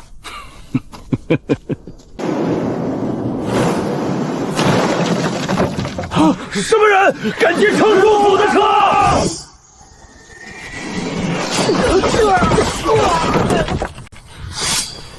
他不是嗜杀成性的魔头，这些底层的士兵不过是奉命行事，本身并没有什么大错，甚至连知道真相的资格都没有。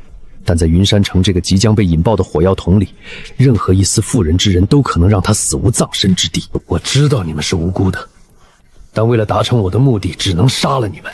倘若有一天我死了，灵魂下了地府，欢迎你们来找我报仇。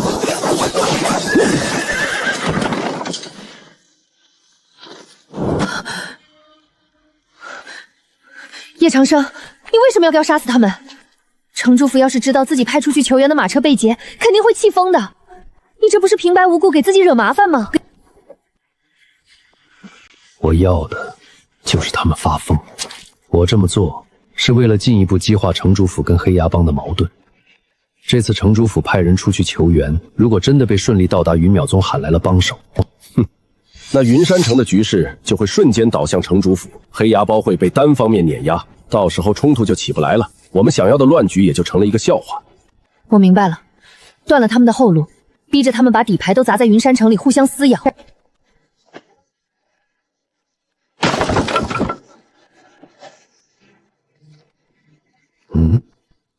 是写给枯荣真的信。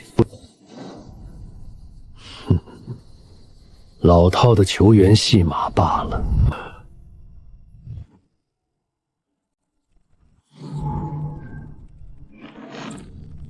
按理说，云山城作为云妙宗的边外势力范围，每年产出的资源大头都必须规规矩矩上缴到宗门公库。可这信上却写得清清楚楚，这批足以令人眼红的丰厚资源，正准备通过商盟的隐秘渠道，避开宗门耳目，单独运送给库容真。难怪萧应恒一个外放的城主，敢在云阴城这种地方只手遮天。难怪他敢压着百草阁打，甚至敢跟背后有宗门背景的黑牙帮撕破脸。原来如此，原来萧应环根本不是什么尽忠职守的宗门外派人员，他彻头彻尾就是枯荣真养在外面的一条私犬。这两人暗中勾结，吞下了本该属于云淼宗的巨量资源。他之前还在头疼枯荣真人为堂堂四长老，若是将来回了宗门，自己该拿什么去对抗条老毒蛇？现在刀把子自己送上门了，只要把这封信收好，将来回到云淼宗，这就是指控枯荣真贪墨宗门巨额资源、私劫外臣的铁证。这玩意儿对枯荣真来说，绝对是能要了他半条老命的杀手锏。你笑什么？这信里到底写了什么见不得人的东西？一封求援信还能让你看出花来？没什么，只是刚好查到了一笔很有意思的烂账。宗门高层那种吃人不吐骨头的情谊，对现在的你和百草阁来说，知道的越少越安全。不过清堂，我现在有十足的把握能把城主府彻底弄垮。我保证，今后这云山城里，城主府再也不是你们百草阁的威胁。萧应恒的好日子到头了。你认真的？你真的能弄死城主府？你都不知道，我姑姑接手百草阁这些年吃了萧应恒多少暗亏。那条老狗表面上道貌岸然，背地里却纵容手下三番五次的劫我们百草阁的货，还逼着我们提高上交的供奉俸。我对城主府的讨厌，甚至比对黑牙帮还要深。黑牙帮至少是明着抢，萧应恒那帮人全都是趴在我们身上吸血的伪君子。放心，吸进去的血，我会让他连本带利的吐出来。那这里怎么办？要不要我用化尸粉把这些尸体处理掉？若是被城主府顺藤摸抓查出什么蛛丝马迹，我们会有大麻烦。不用，处理干净了，萧应恒怎么知道人死了？留着这些尸体比一电黄手管用得多。那是黑牙帮的令牌，你连这个都提前准备好了？做戏做全套嘛，只留半枚就够了。剩下的剧情，萧应环自己会在脑子里补齐的。走吧，天快亮了，明天城主府的戏一定会很精彩。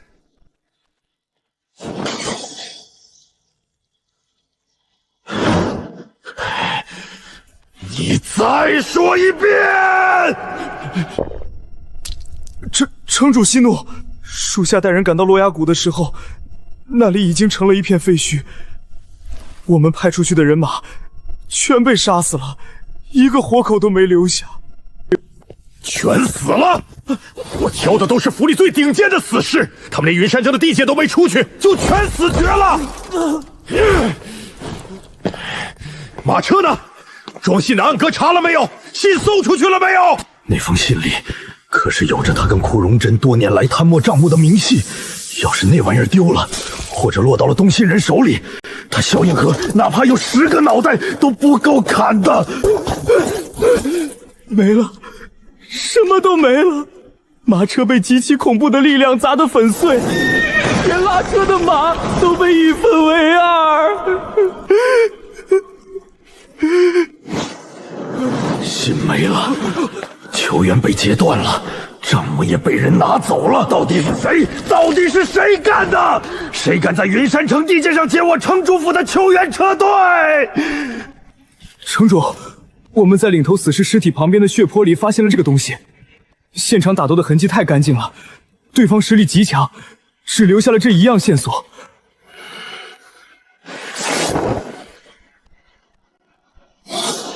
黑牙帮！萧应恒这么多年搜刮的那些见不得光的灵石和资源，绝对不敢明目张胆地用车队运往云淼宗。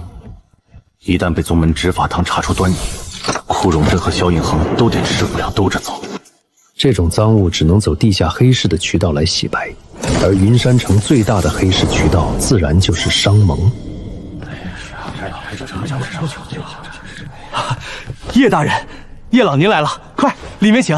哎呦，什么风把叶大人给吹来了？叶大人这次来商号有何事吩咐？您放心，手下人一定办得漂漂亮亮。也没什么大事，就是想问问，最近有没有从城主府那边发出来的货？有，当然有。城主府可是咱们商盟数得着的大客户，每个月都有固定的一批重货要走咱们的渠道。在哪儿？带我去看看。叶大人，这恐怕有点不合规矩。城主府的货都是密封好的，萧城主那脾气你也知道，要是让他知道咱们思虽茶宴，怎么，我看看都不行？要不我现在派人去把魏老弟叫出来，让他亲自陪我一起看。别！叶大人，您这说的哪里话？规矩是死的，人是活的。您是魏大人的贵客，想看什么自然就看什么。您这边请，小人亲自给您带路。就是这家人了。这些货金贵的很，都是明天一早就要发出的。手下人平时都是当祖宗一样供着，生怕磕了碰了惹麻烦。行了，让你周围这些护卫和伙计都退下去。叶大人，这仓库重地，不留人看着。我不喜欢我看货的时候旁边有人大喘气。出了任何事我担着，直接记在魏执事的账上。都聋了吗？没听见叶大人的吩咐？全都退出去，把门关上，谁也不许靠近。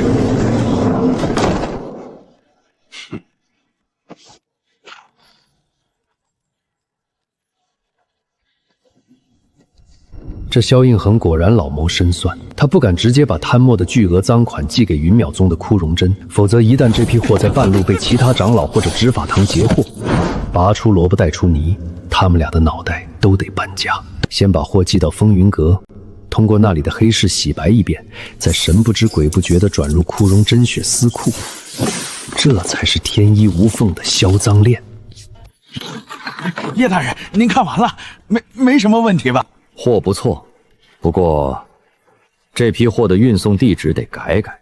改地址？这可是城主府定死的路线。把发往风云阁的地址抹掉，直接改成发往云淼宗，接收人写枯荣真。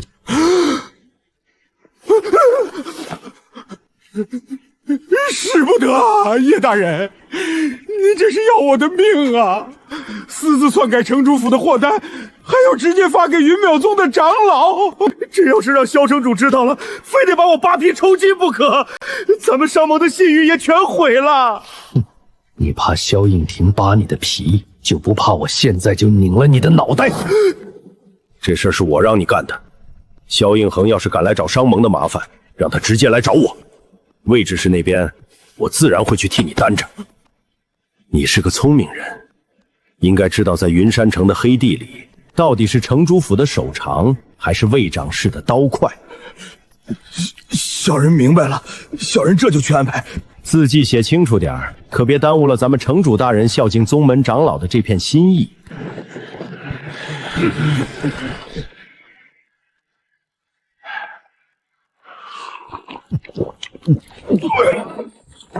萧城主，你这破地方的茶喝着有点拉嗓子。杯子脆了，换一个便是。但若是桌子掀了，大家可就都没得喝了。涂大当家，你说是不是这个理？哼，少跟我在这儿咬文嚼字，老子是个粗人，听不懂你们关城上那套弯弯绕绕。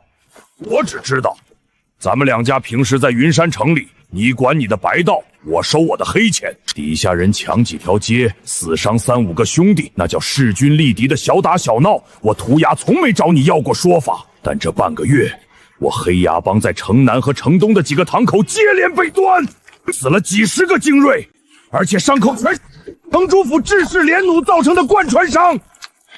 萧应恒，你今天要是给不出一个让我满意的交代，老子外面兄弟手里的刀可就不长眼了。城主府根本没有大规模清剿黑羊的计划，那些弩箭袭击绝不是他下的令，这背后明显是有人在暗中做局，故意用城主府的兵器去杀黑牙帮的人。好把这趟水彻底搅浑。涂鸦兄弟，今天邀请你过来，就是想聊一聊前几天发生的事情。我手下的卫兵没有管教好，伤了你的人，我先在这里给你赔罪。啊，赔罪！萧应恒，你是不是觉得我涂鸦脑子里装的都是豆腐渣？几十条人命，你一句轻飘飘的道歉就想打发了？你当是在菜市场买白菜呢？既然城主大人真觉得错了，想拿诚意出来，那好办，让你外面那些兵现在就扒我脖子，死10个卫兵，换我1个兄弟的命。只要你点个头，让地上溅点血，今天这赔罪我涂鸦就认了，这事儿就算翻篇儿。涂兄，火气别这么大，人死不能复生，打打杀杀解决不了根本问题，只会让躲在暗处看戏的人捡了便宜。难道涂兄就没想过，为什么偏偏在这个节骨眼上，你我双方的手下会突然爆发这么大的冲突？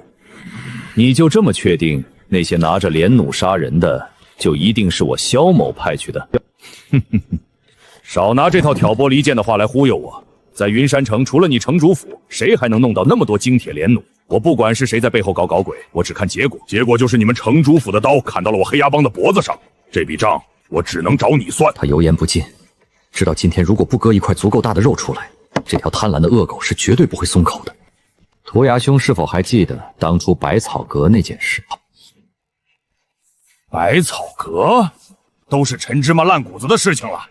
当初是你说杀了百草阁那对夫妻，百草阁就能归我们掌控，结果还让顾婉芬那个小丫头扛起来了。你们城主府跟百草阁有婚约，早晚都能掌控百草阁，我黑牙帮可没有。到头来脏活累活都是我们干，结果好处却是你们城主府独占。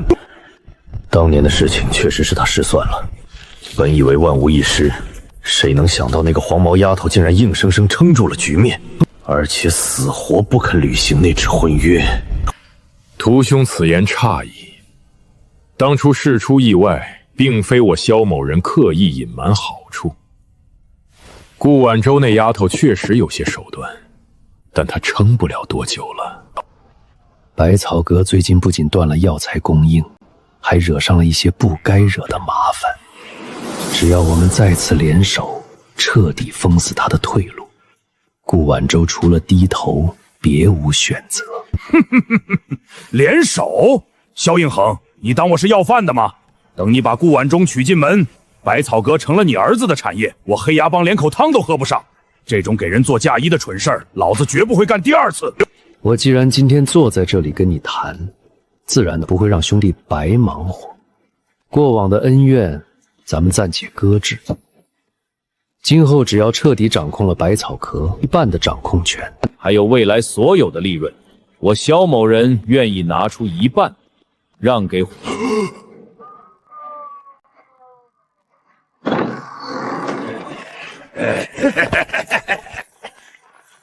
出来了！这涂鸦把城主府的人堵在里面1个时辰，居然没见血，真就这么谈妥了？还没谈妥不知道，但咱们这些做买卖的，恐怕是要脱层皮了。城主府令，即日起，云山城内所有商铺、坊市、交易行商税一律提升2成，违令者封铺拿人。2成？这萧应恒是疯了吗？这还要不要人活了？羊毛出在猪身上，城主府在那间客栈里割给黑牙帮的肉，现在全得从咱们这些商户身上刮回来。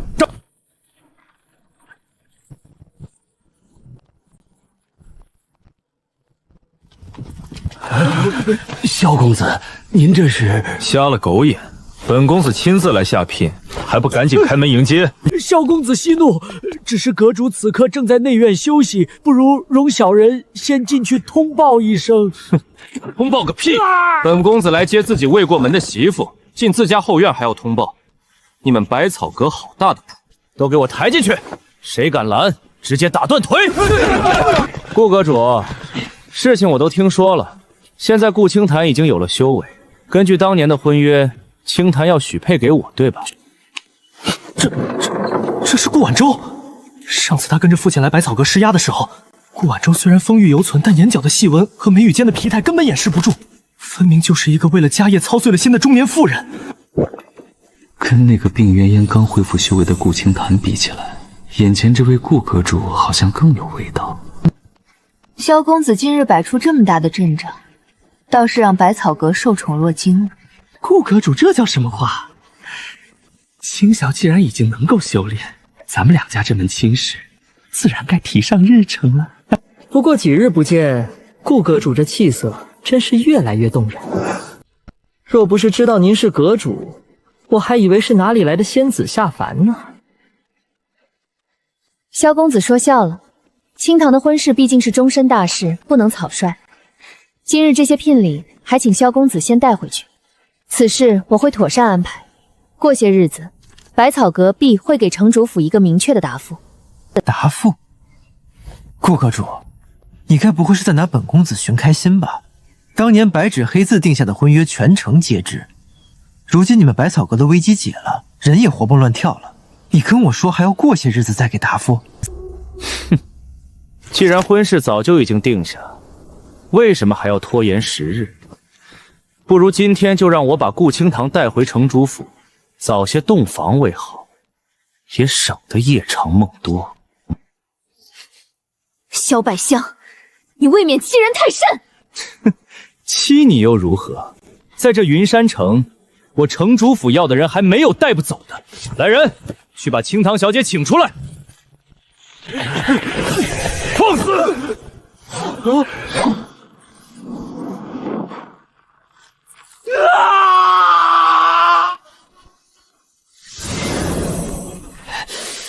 你个混账混东西！你敢偷袭我，给我杀了他，把他给我剁碎了喂狗！我爹是城主，你信不信我今天就让人平了这百草阁，把你们全都……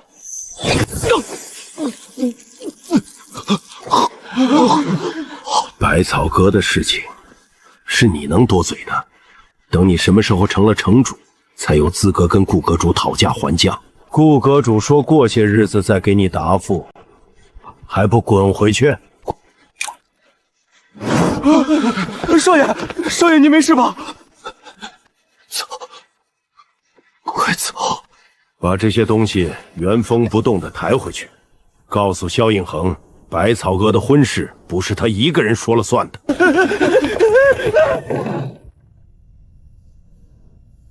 顾阁主，没被刚才那条疯狗吓到吧？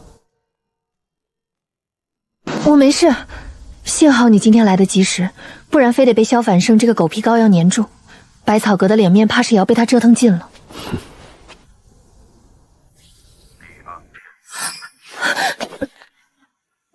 你干嘛？没什么，就是觉得我这丹药效果真是好。顾阁主吃下后，现在也如少女一般动人。执掌百草阁这么多年，见惯了各种场面话，可什么时候被人这么当面且直白的调戏过？别开玩笑了，我哪有这么漂亮？顾阁主，我今天来其实是有些私事想跟你密谈。那叶客卿，请进屋吧。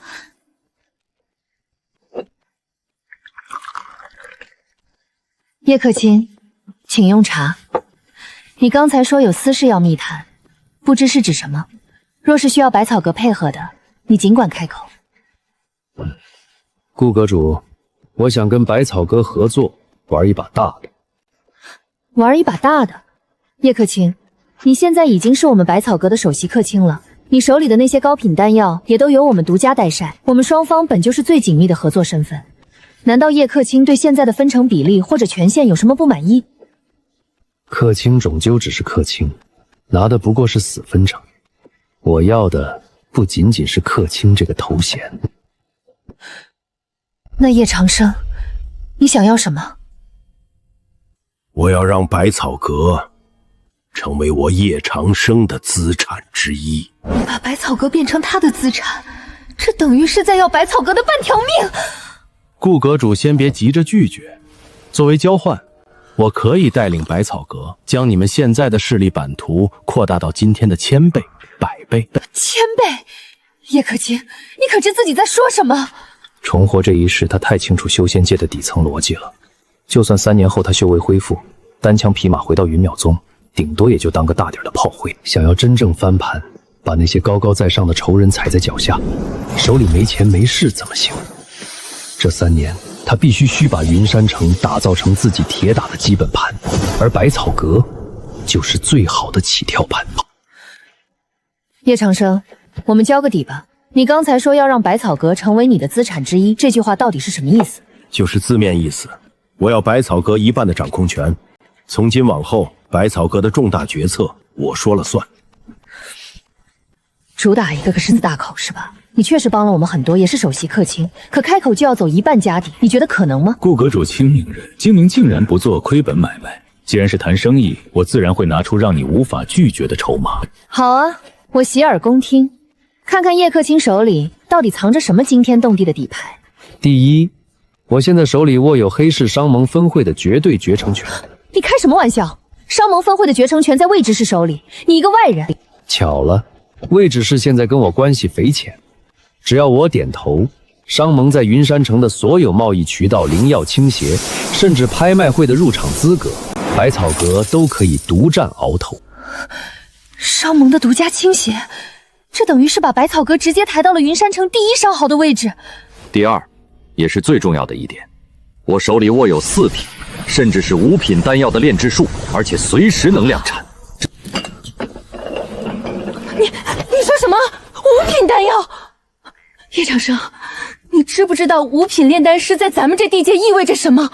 就算是云淼宗的丹院长老，也不敢说自己能稳定炼制5品丹药。怎么，顾阁主不信？你之前吃下去的复颜丹效果如何？不用我多说了吧？那不过是随手弄出来的小玩意儿。商盟的决胜权加上5品丹药的垄断，这哪里是筹码，这根本就是2座金山。叶长生，我承认你出的筹码让我根本找不到拒绝的理由。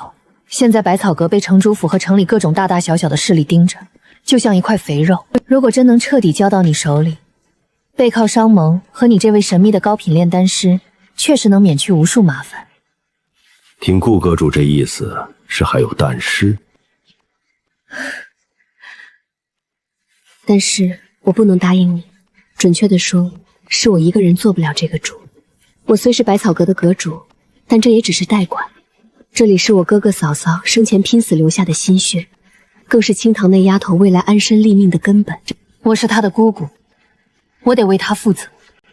就算你开出的条件再诱人，我也不能无视清堂的意思，随随便便就把百草阁的一半半拱手送人。所以这件事我需要去问过清堂的意见，才能给你最终的答复。顾晚舟这份守底线的稳健，正是他看中对方的原因。如果他是个见利忘义，随便就把侄女家底卖了的人，他反而不敢深合作了。这才是值得深交的人。情理之中，我完全理解顾阁主的难处。问问清堂也好，毕竟以后大家都是在同一条船上。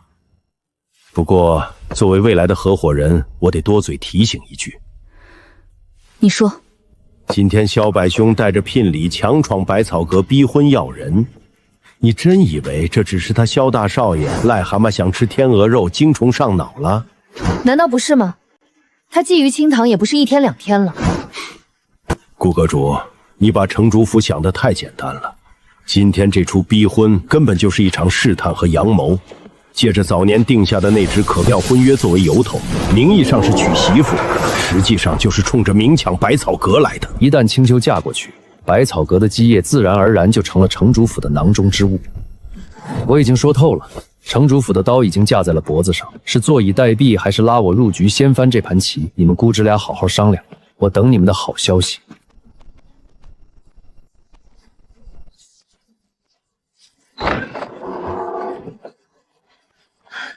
姑姑，这么晚了还没歇息？清堂，别忙了，姑姑有件很重要的事要跟你商量。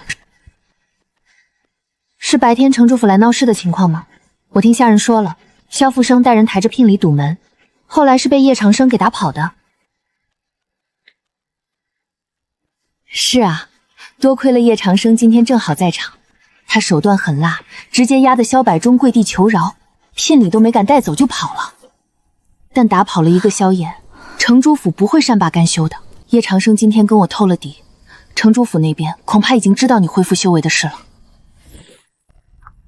他们果然还是盯上百草阁了，借着婚约发难，名正言顺的吞并我们，倒是好算计。所以，叶长生今天向我提出了一个条件。条件？他想要什么？他展现了5品炼丹术，要求商盟抉择权，以及百草阁一半的掌控权。他太了解自己这个侄女了，外冷内热，骨子里倔强的要命。这百草阁是他父母留下的唯一念想，现在突然冒出个人开口就要走一半的家底，还要凌驾于阁主之上。我要百草阁一半的掌控权，重大决策我说了算。清堂，姑姑知道这很难抉择，这毕竟是你爹娘的心血，所以姑姑没敢直接答应他，特意来问问你的意思。如果你不愿意，姑姑就算拼了这条命。叶长生想要百草吗？给他吧，姑姑。本准备了一肚子安慰和劝说的话，甚至连侄女发脾气掀桌子的预案都做好了，结果这丫头连半秒钟的迟疑都没有，就差把百草阁的房契直接拍人家脸上了。丫头，你没发烧吧？姑姑，我清醒得很。清醒？清醒你能一句话把百草阁一半的家底送出去？这可是你爹娘拿命拼下来的心血。你以前防那些管事跟防贼一样，今天怎么对叶长生这么大方？难道你这丫头竟然这么信任他？不是大方，是别无选择。姑姑，别看我现在答应的痛快，其实我心里明镜似的。就算我们死死攥着不给叶长生，百草阁这块肥肉，城主府那帮人也会找机会吞并。萧百香今天敢带着聘礼来堵门，明天城主府就敢随便安个罪名查封我们的库房。真到了那一步，爹娘的心血才是彻底毁于一半。可是没什么可是的，被城主府拿走那是肉包子打狗，但将百草阁给叶长生，我完全可以放心。所以听说他有意掌控百草阁的时候，我其实稍稍安心了些。突然觉得他看事情比自己这个当阁主的还要透彻。客卿说白了就是临时合作，哪天他不高兴了，或者有更好的去处了，拍拍屁股走人。他连个挽留的借口都没有，他总不能以私人身份跑去找他吧？那算怎么回事？但如果百草阁成了叶长生的东西，情况就完全不一样了。百草阁在他在，名正言顺，保持联系。清堂，你该不会是看上那家伙了吧？姑姑，你别胡说，我只是为了百草阁的未来考虑，纯粹的利益交换而已。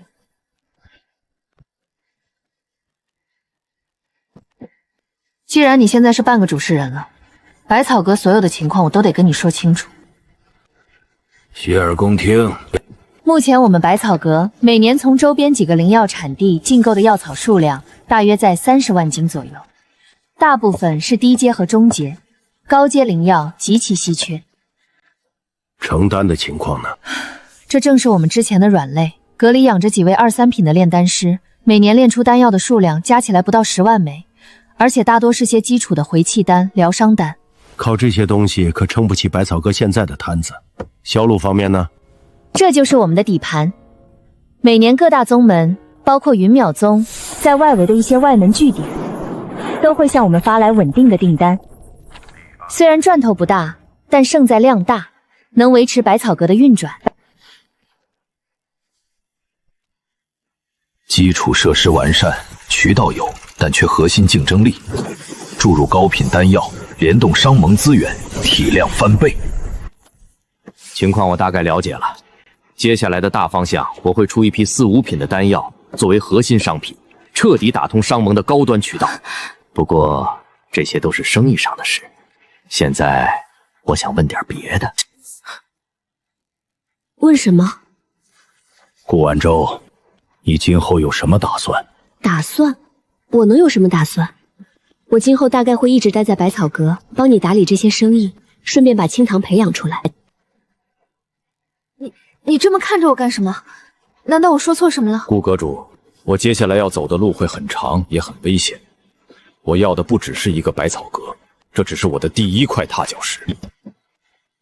在这个过程中，我需要一个能替我守住基本盘的人。我能不能完全信任你，将你视作自己心腹一般的信任？他不仅是在试探他的忠诚，更是在给他一个选择的机会，是做一个普通的合伙人，还是彻底绑上他的战车。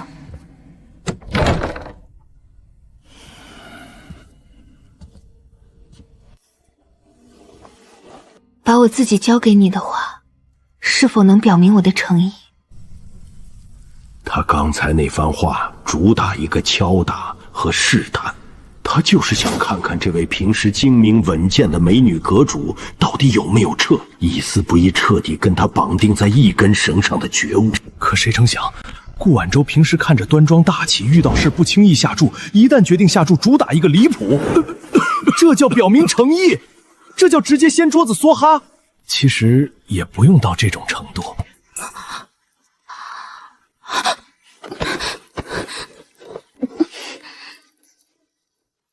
不早说，你解带子的速度太快，我都来不及阻止。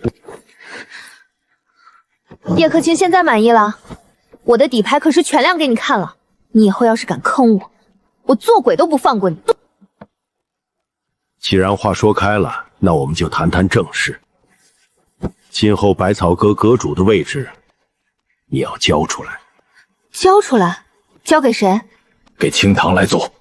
好，我明白了。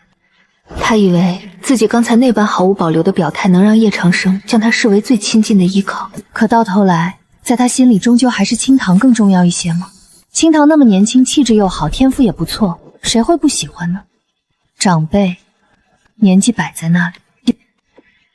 叶克清打算什么时候让清堂来接替我的阁主位置？目前还不行，清堂还需要历练，百草阁现在的摊子还得你先撑着。那具体要等到什么时候？等我将城主府彻底搞垮之后，顾清潭就来接替你的阁主位置。搞垮城主府，这可不是小事，一旦出了岔子，整个百草阁都会万劫不复。这就不用你操心了，我心里有数。好，我记下了。等城主府倒了，我就退位让贤，以后在阁里给清堂打了下手，帮他算算账。打什么下手？你去当云山城城主？谁？云山城主？我吗？除了你，还能是谁？不行不行，这怎么行？城主之位干系重大，那是要统领整个云山城各方势力的。清堂不行，以顾清堂的心性，撑死也就是管理一个百草阁。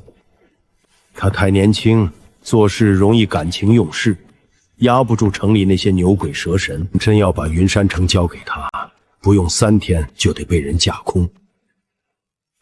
在这个城里，我能完全信任的，而且还有能力管理整个云山城的，你是唯一人选。原来他不是嫌弃我，原来他不是觉得清堂比我重要，他是要把清堂留在百草阁这个安稳的后方，而把整个云山城的权力巅峰敲到我的手里。这不仅仅是权力的细语，更是毫无保留的信任和托付。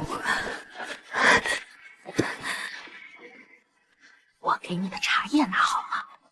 晚上回家泡上一壶，保准你跟你丈夫一晚上不睡觉。多谢了，姐姐。最近我家那口子天天喊累，正需要这个补补呢。